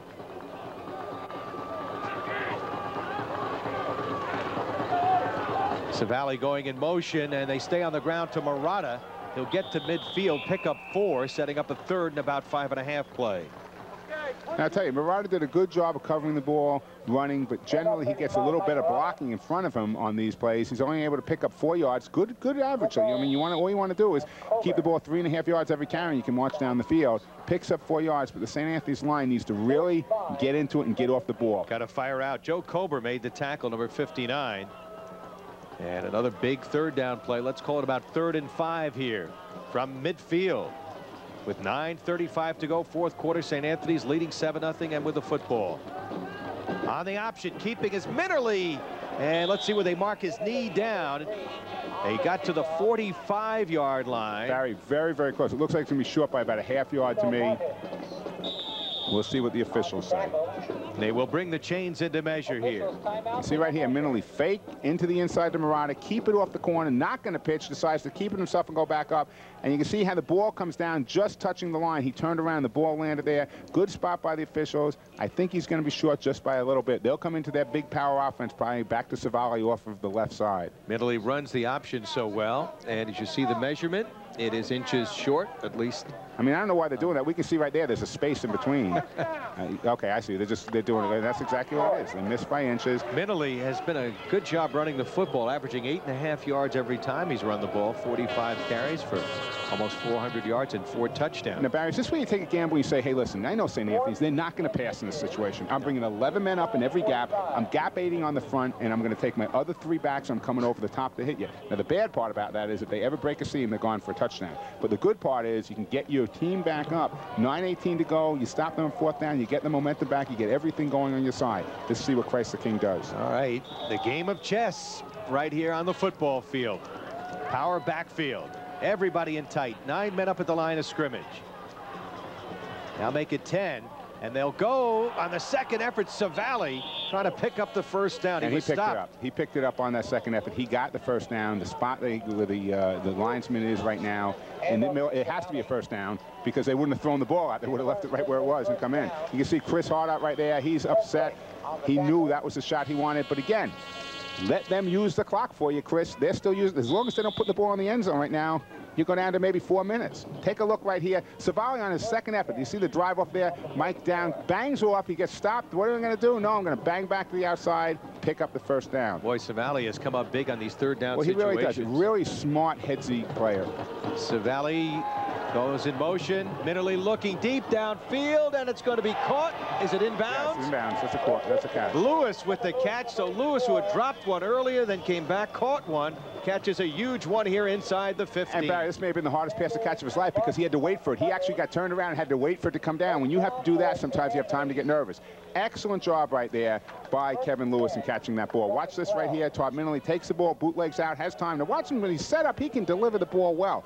Good tight spiral, puts the ball down the sideline. Lewis is waiting for it. 1 foot, all you need in Brownston High School football. And he had gotten by the defender. Also, what made that catch more difficult, the sun looking directly in the receiver's eye. Absolutely. You can see right there in that corner of the field where the sun is. 31-yard pickup. It's at the 12-yard line here. On the option, Minnerly tripped up. Excellent defensive play by Marana. Dan Marana coming up from his free safety position, number 20. Todd knows it too. The read was to Mike Savali, who was hitting hands right now. He knew the read was the pitch at that point. He decided to keep it because he didn't want to take a chance of maybe throwing it away. Wasn't able to go anyplace. So it'll be second down from the 10-yard line. A gain of 2. They can get a first down inside the 5. Clock ticking, 8:14 to go. The Friars leading 7-0. and need to come up with a drive right here to go up by 14. Christ the King needs to come up with a big stop. Murata directly behind Minnerly, number 35. Savali in motion on the option again. This time he'll keep Minnerly, get to around the 6 or 7, setting up a third down play. Anthony Montalbano, number 55. We got to play it down for Christ the King right now. Okay, made the tackle. He gets up. That's Jordell Jack, 6 foot 240-pound junior. Young, inexperienced, but improving quite a lot. And Christ the King's taking a timeout. They got a 3rd and 4, and they don't want to make a mistake.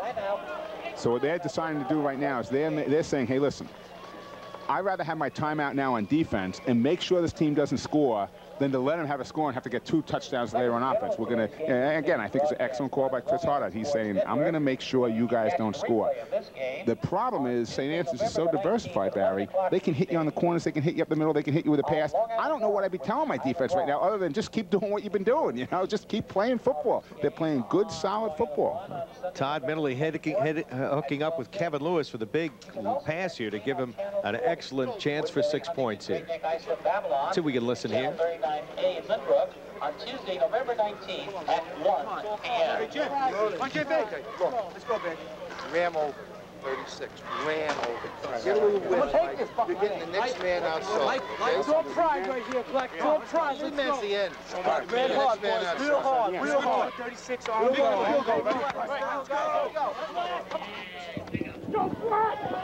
So we'll see what happens right here. The Friars break the huddle on the sideline, come to the field, and a moment of truth in the game on 3rd and 4.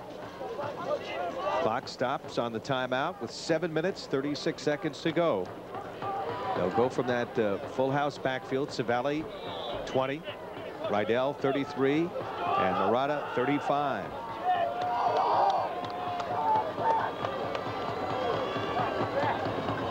And on the option, walking into the end zone is Minnerly. And they decided right now, Christ the King was stacking up the middle, thinking they were coming right at him, and Minnerly was able to walk into the end zone. Didn't even have to worry about the option. Everything was stacked up, tackle to tackle. Nothing on the outside. Todd can walk into the end zone, does a great job of reading it, and scores a touchdown. Extra point coming up. Todd Minnerly's 5th rushing touchdown of the year. He's thrown for 7 despite missing 4 weeks with a broken collarbone, shoulder injury.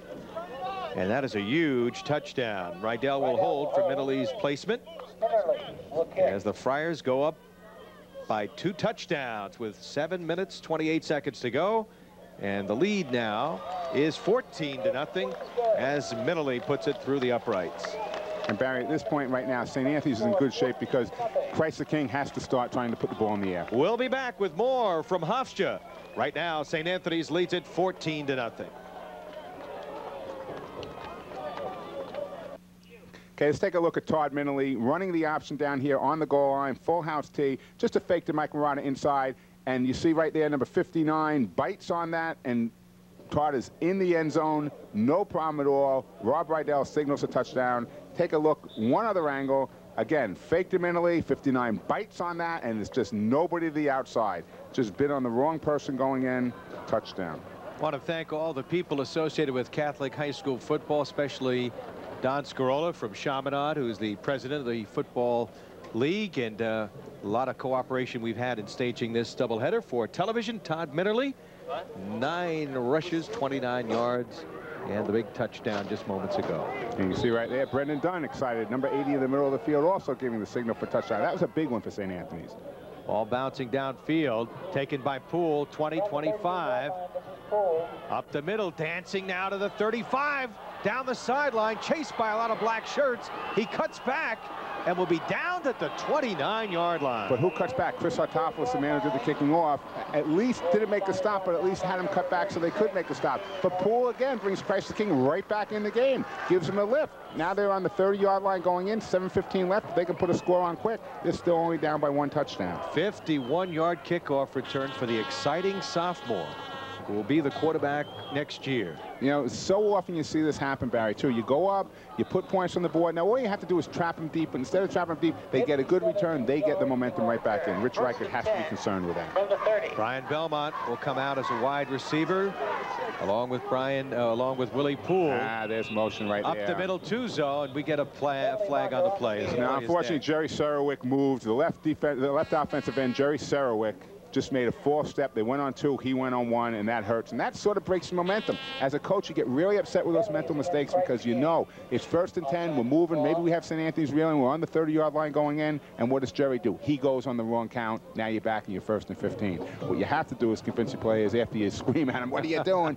Just forget it. You want to get your head back in the game. You want to do the right thing now. We still have the potential to score. Dan Morano will bring a play in from the sideline. So Willie Poole, the dangerous wide receiver who's had a fine game, will come out of the game. 1st and 15 at the 35. 7:12 to go in this 4th quarter. And Christ the King down 2 touchdowns. Working out of the I formation. Ruddy is the fullback. They go to Tuzo. Play action fake. Looking downfield for the big tight end. Sarawak has it inside the 10-yard line and still bullying his way to the 2. What a great job. You can't let him in. I mean, you can't be sitting on a guy and let him go down to the 2-yard line. He carried him from the 10 to the 2. 8 yards. He dragged those guys. He said, you know something? I made a mistake. I jumped off sides. Coach, I'm going to show you what I can do. Right back in it. Excellent job by Jerry Sarowick. What a play by the sophomore. Man, take a look at this thing right now. You see Timmy Ewell drop back, plenty of time, no pressure on him, puts the ball right down the middle. Just a post pattern by Sarowick. He picks the ball. Now watch this. He's on the 10. He's on the 5. He's on the 4. The 3. I'm going to keep going. I'm down to the 2-yard line. Scott Bravo, you can't tackle up on the shoulder, Scotty. You got to get down on the legs, make the hit.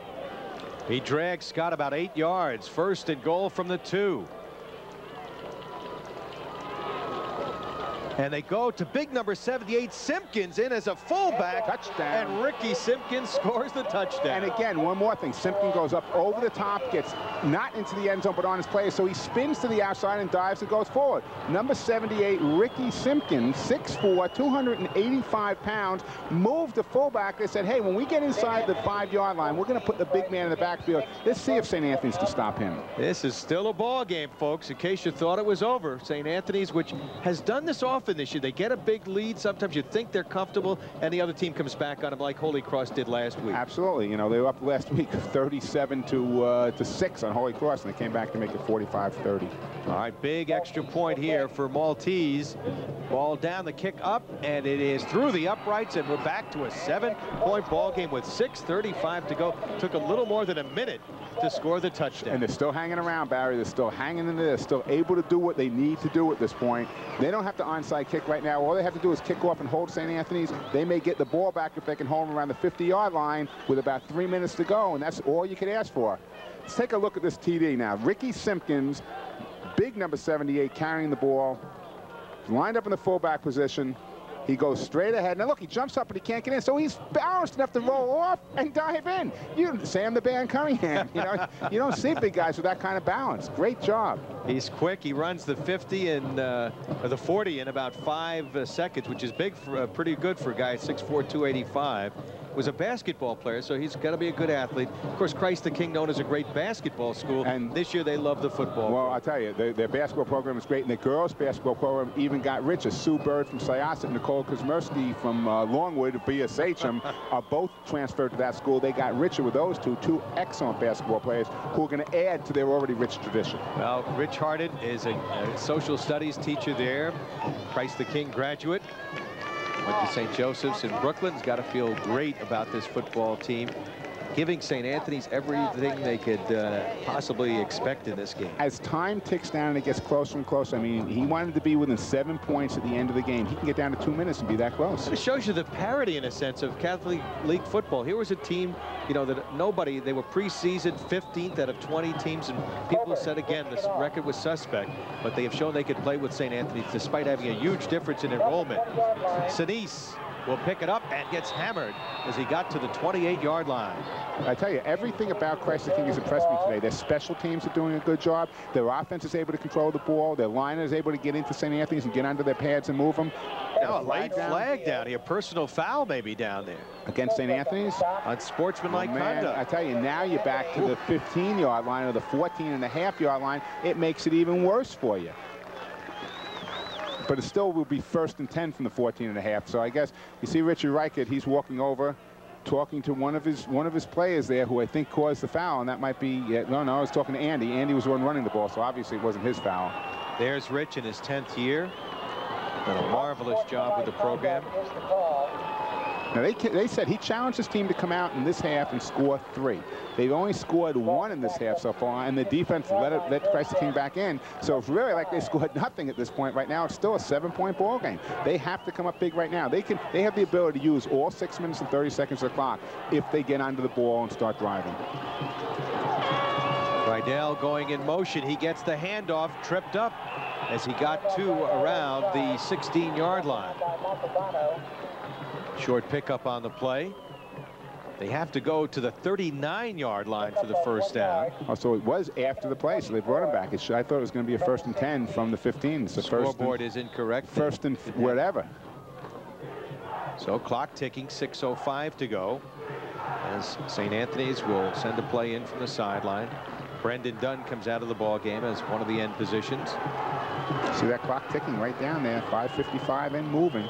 Kevin Lewis, who caught a big pass to help set up the touchdown drive in the ball game in a slot left formation. Again, Rydell in motion on the option. The pitch to Rydell. That's Savali. Check that Savali. I beg your pardon. As he gets to the 21-yard line, a gain of 5 on the play. Yeah, but it was 2nd and 25. A gain of 5 brings it to 3rd and 20. You really, Christ the King is in the driver's seat right here. They know that they're in great shape. Boy, that penalty really hurts. If that, it does, especially after the guy's tackled. I don't know what the call was, but you know it was a personal foul. But I don't know what the kid did. He can't afford to do that. Brendan Dunn now checks in with a play from Richie Reichert, number 80.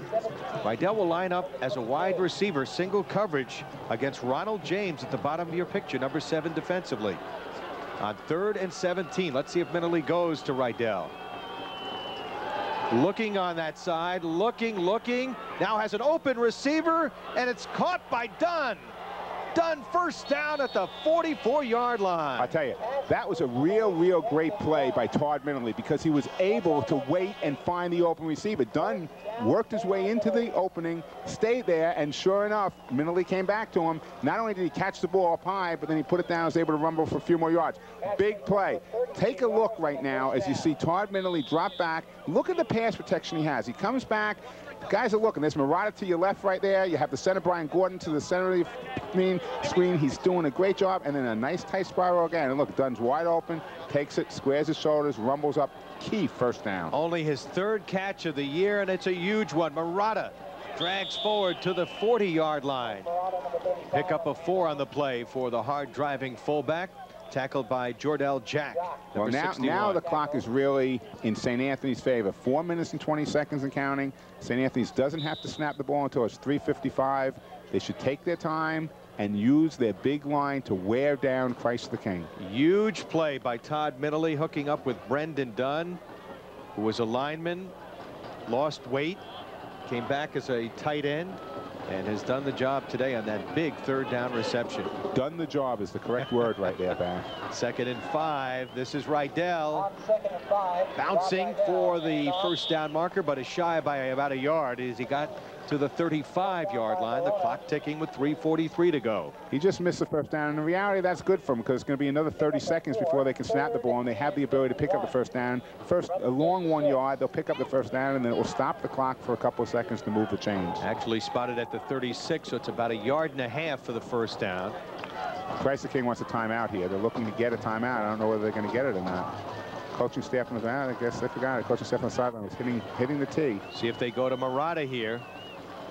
Instead, it's Savali, and Savali will be taken down. Simpkins taking him down for a loss of 2 on the play. You know what happened? Murata got stuffed. Savali was trying to follow Murata into the hole, and because Murata was stuffed, Savali got bounced back, and then he just couldn't move. Who's there? Ricky Simpkins. He's been all over the place. So the loss on the play brings it back to the 42.5-yard line. Now here's the thing, Barry. I'm putting the ball back in Christ the King's hands. I'm putting it back in their hands. I'm punting right now. Huh? I'm not taking a chance of missing it and giving them the momentum at this point, because that's what you'll give her if they get it, and also the field position. But again, Number one offense against the number one Rich defense. Reich doesn't believe that way. He never has. He's a gambler, and he's been able to prove it over the years. He goes for it, makes it. Game on the line here with 2:28 to go and a flag on the play. Delay of game against St. Anthony's. Well, now the punt. That makes it. I think that makes it a little easier at that point. Rich is upset on the sideline, shaking his head, saying, "Hey, what's going on here?" Christ the King fans, well, they're ecstatic. They're very happy that this is happening right now. I don't think it. You have a choice now. Got to send Andy Mountain. You got to punt the football. And they will bring the punter in right here. And the Christ the King fans, the Royals fans, enjoying it. This will be a punt coming here, the third punt. Well, I'd be punting the ball fast. You got guys on the field who shouldn't be on the field. They do. These guys aren't off. And we do get a flag on the play. And the ball will be now you have to whistled dead. You have to take the flag because what it will do is it just takes time off the clock. The clock is still rolling. Okay, it stops at 2:15. You come back and repunt the ball. You still punt. I'd still punt it. But now you let the clock run you go again. back to that original 4th and 2 instead of 4th and 7. Right. Then do you go for it? No, I don't. I mean, I don't. Rich might. He may do it. I don't go for it right now. I punt again, but it's another 10-second punt because the ball's going to roll around down there. So I think you definitely punt again. You don't say, okay, forget it, I'll give it to Christ the King. Rich may decide to go for it on 4th and 2. Well, the officials talking right now.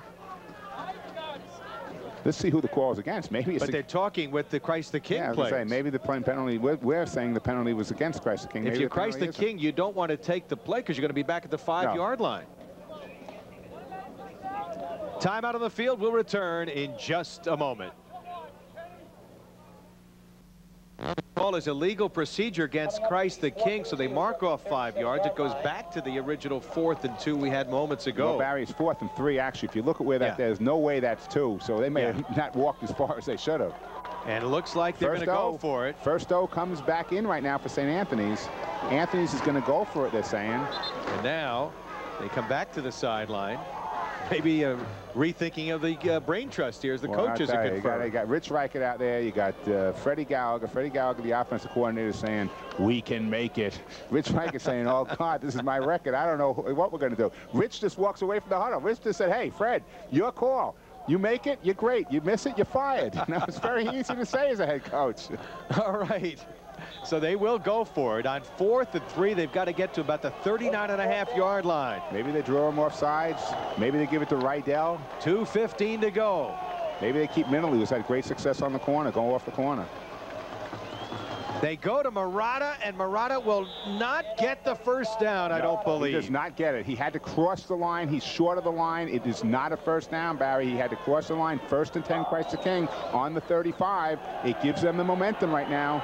Worst thing that could have happened, or best thing for Christ the King, is Christ the King made a mistake, and Anthony's is suffering because of it. Anthony Montalbano, number 55, Ricky Simpkins, 78, making the Christ the King fans pretty happy right now. Well, again, if you told me that you give me the ball with 2 minutes to go in the game, and all I have to do is score to beat St. Anthony's, I might have taken that chance from the very beginning. Timeouts remaining.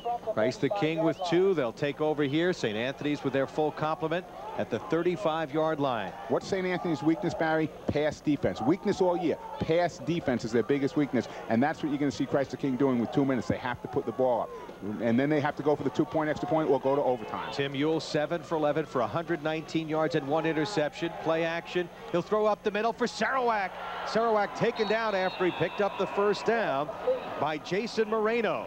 Now, Barry, let's talk about pass defense. There's 3 things you can do on pass defense. You can rush the passer, you can hold up the receivers, or you can play coverage, okay?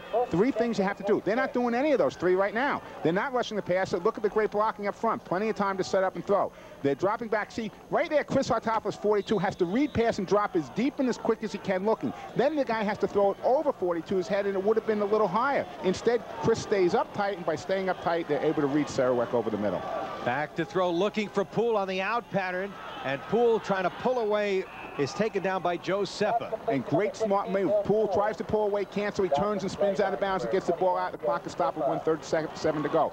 Heads up play by Poole. What an outstanding young athlete Willie Poole is, just a sophomore. Has caught 4 passes today for 48 yards.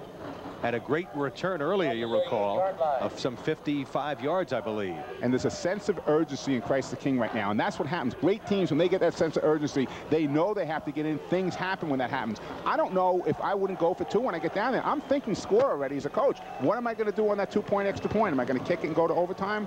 Or am I they show blitz, looking for the out pattern again. Poole gets the first down as he goes out of bounds.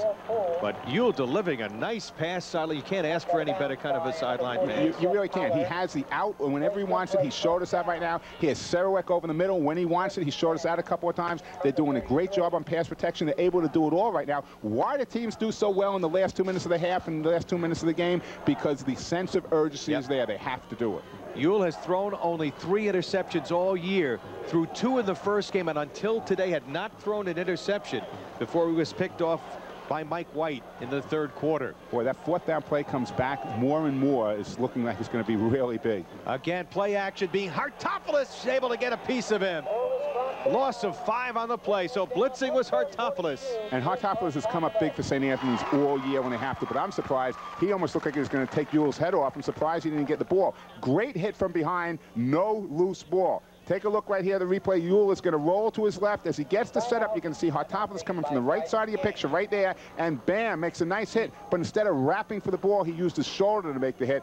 Chris come around, wrap for the ball, bring the left arm over the top. You probably would have been able to strip it at that point. Loss of 5, 1 timeout remaining for the Christ the King Royals. Their unbeaten record on the line as they try to complete a Cinderella season and get into the finals for the first time ever. Well, Barry, you don't complete a Cinderella season on 2nd or 3rd down. They have to wait till it's 4th and about 18 and come up with a big play. I mean, yeah, they're setting this thing up. This is a storybook ending, Barry. They're setting it up exactly the way they want to. It's 1:23 left. They want to wait till about 10 seconds left. They want to get the touchdown. They want to go for the 2. They want to come away with a big upset. I can see right now Chris Hart's over in the huddle right now, planning the whole thing out. We got Willie helping us in the flat on the smack. Take a look, Rich Reichert right in there, right in his huddle right now. And that's defense is standing around there. They have Larry Bressler, they have George McLaren, coordinator. Well, I'll tell you, no matter what happens in this football game, Christ the King has earned the respect of the rest of the Catholic high school football. Oh, they certainly have. When you come back and you play Farrell the way they did last week and then beat them the way they beat them, and now come back and have the opportunity to beat St. Anthony's at the end of the game, you've done great. And for every small school in the conference, this has been a great story. 2nd and 15 from the 38. Here comes the blitz. Back to throw. He throws it off complete to Tuzo. Tuzo slipping, unfortunately, as he tried to make a move on the defender over there. And number 21, Joe Seppa. But see, again, great job by Ewell. He's able to read what's happening. They have no linebackers. I throw quick. They don't blitz me. I stay back and I take my time and look for the open receiver. The kid, well coached, very smart, heady player, Timmy Ewell. 3rd down, about 7 with 58 seconds to go. Ewell back to throw, scrambling now. Ewell will be tackled inside the 30 at the 27-yard line, setting up a 4th down play, and they'll stop the clock for the final time here as they take their last time out. Now, Barry, as I said a minute ago, you didn't want to complete it on 3rd or 2nd down. You wanted to wait till the 4th down. You want to wait until the game is on the line, 49 seconds left. Cinderella teams have to do it in Cinderella ways. This is the fashion right now. I'm scared to death of them, St. Anthony's. I mean, this is a 1-play game right now.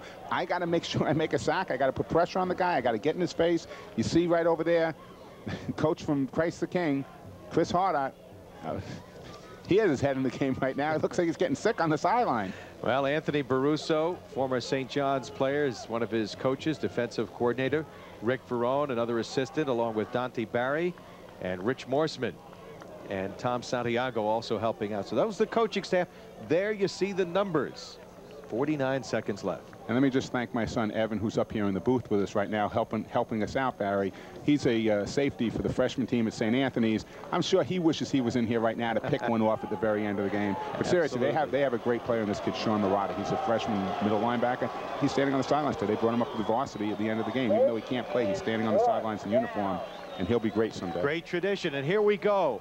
On 4th and 5 from the 28-yard line, the game riding on this next play. Ewell to throw. Throws for the side. It is complete to Willie Poole. Fell forward, though. He didn't. He had to go past the line and catch the ball. He went to the line and fell forward. He did not make it. He didn't make the first down because he fell forward, Barry. You have to go past it. You don't go to the marker. You teach kids, you teach them to go to the marker, but you have to learn a yard in front. They did. This kid did everything was perfect, but what he did is he fell forward. If we see this again, right in front of the Christ the King bench, the kid did everything he was supposed to, but instead of going to the marker, he should have gone a yard pass. This way, if he gets hit back or the pass is a little short, when he falls forward. Take a look at this right now. Yule sets up and has time. The receiver Poole goes down there. He delivers, but watch when he catches. He comes back and falls forward, and by doing that, he was right at the marker. He actually took the first down away from himself. And they did everything right and just missed it. Great coverage by John Connell's crew on that play. Good call, Tom Howard. And a little inexperience, perhaps, by Willie Poole, who's going to be no timeouts left, 37 seconds. Take your knee. You don't even have to take another snap, I don't think. By the time they put the ball back, set it for play. If it's less than 25 seconds, you don't even have to take another snap. So the Friars will go 9-1, go to the championship game for the 4th year in a row, and try to make it 4 straight championships. They'll take on Mount St. Michael as the clock ticks down here, and a season ending for the Christ the King Royals here. And that's, Barry, that's it. That's the last snap. They don't have to take any more. As you see, you're under 10 seconds left. Todd Minley knows. And I'll tell you, St. Anthony's knows they were in a ball game. They played a ball game. Rich Reichert right there walking across the field. I'll tell you something. I give that coach, Chris Hart, a big hug. Say, thank God I'm not in your conference all the time. I have to play it because you did a great job in this game. First time these schools have ever played, and Christ the King earning, as we said, a lot of respect. And the St. Anthony's fans breathe a sigh of relief as you see Coach Reichert searching out Coach Hartett to congratulate him and tell him what a great football team he has and what a great game we had today. Absolutely, Barry. And I'll tell you something. St. Anthony's now has Mount St. Michael ahead of them. They have the ability to do a 4-peat. They've beaten Mount before, but they really have to get their heads on right next week when they go out and play that football game, because the way they played today, maybe they were overlooking this team, but the way they played today is not true St. Anthony's football. Or maybe I should just give credit to Christ the King and say they played an incredible football game. Well, in case you're just tuning in, the first play of the game, Rydell went 80 yards. It looked like we're going to have a blowout here, but then that Christ the King defense stiffened, and they allowed just one other touchdown. #1 defense in the league. As far as I'm concerned, they're still the #1 defense in the league. They just did tremendously. St. Anthony's number 17 defense in the league didn't do such a great job. It's going to have to pick it up against the Mount if they want to be in the championship game. St. Anthony's wins it 14-7. Let's go down on the field and our Hal Sass. You got it. With the coach, Richie Reichert, down on the field. Rick, not what you thought. 14-7 victory. Was the team overconfident coming in? What are your thoughts right now? I'm not really sure. I'm kind of in shock. I thought they outplayed us. I thought they outcoached us, and they honestly deserved to win the game. Our kids came out flat for some reason. I guess it's because we've never played them before. It's not a rivalry, but they just played a great game. My hat's off to Chris and his staff and his kids. Were you surprised offensively that you struggled as you did after the first play, the 80-yard touchdown run? It looked like this was going to be another St. Anthony's football game, just offense, just pounding down the field, one of the top offenses in the league. Wasn't that easy after that? No, they did a great job shutting the running game down. You know, we tried to get them into like a 4-down type thing, and they were making all the big plays. We weren't really making any of them. Mount St. Michael is next in the final. What do you look for against them? Were you here earlier, and did you see the first game? Saw a little of it, not really all that much. We tell the kids to take it 1 week at a time, and I think, we might have looked by somebody that deservingly is one hell of a football team in the Catholic League. Wish you luck in the final. Thank you very much. Richie Reichert, head coach of St. Anthony's, his team victorious 14-7 over Christ the King. Barry Landers is back, along with Tom Howard, to wrap this one up right after this. You've been watching Championship High School Football on Cablevision's Long Island Sports Network.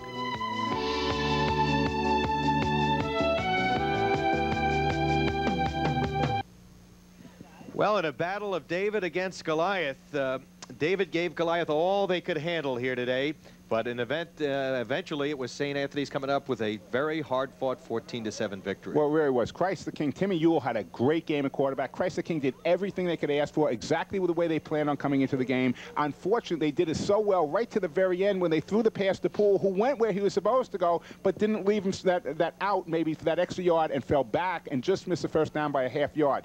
Great game by Ricky Simpkins defensively for Christ the King. Ricky Simpkins puts in a touchdown offensively for Christ the King. They do everything right. St. Anthony's moves on to the final. St. Anthony's has been great all year and somehow finds a way to come out of this one on top. How do you size the championship game up? Well, Mount St. Michael, I saw that game also earlier in the year when the St. Anthony's beat Mount. Mount was in the beginning, but St. Anthony's came back and power football down. St. Anthony's does have the speed to stay with Mount on the outside. It should be a real good game, though. St. Anthony's can't overlook that one, or they're not going to win their 4 in a row, Barry. All right, today's championship Catholic high school semifinal game has been brought to you by Canon USA, by Hofstra University, by the National Sports Medicine Orthopedic Group, by Bob's Stores, by the 1998 Goodwill Games coming to Long Island, and by our newest sponsor, the Chase Manhattan Bank.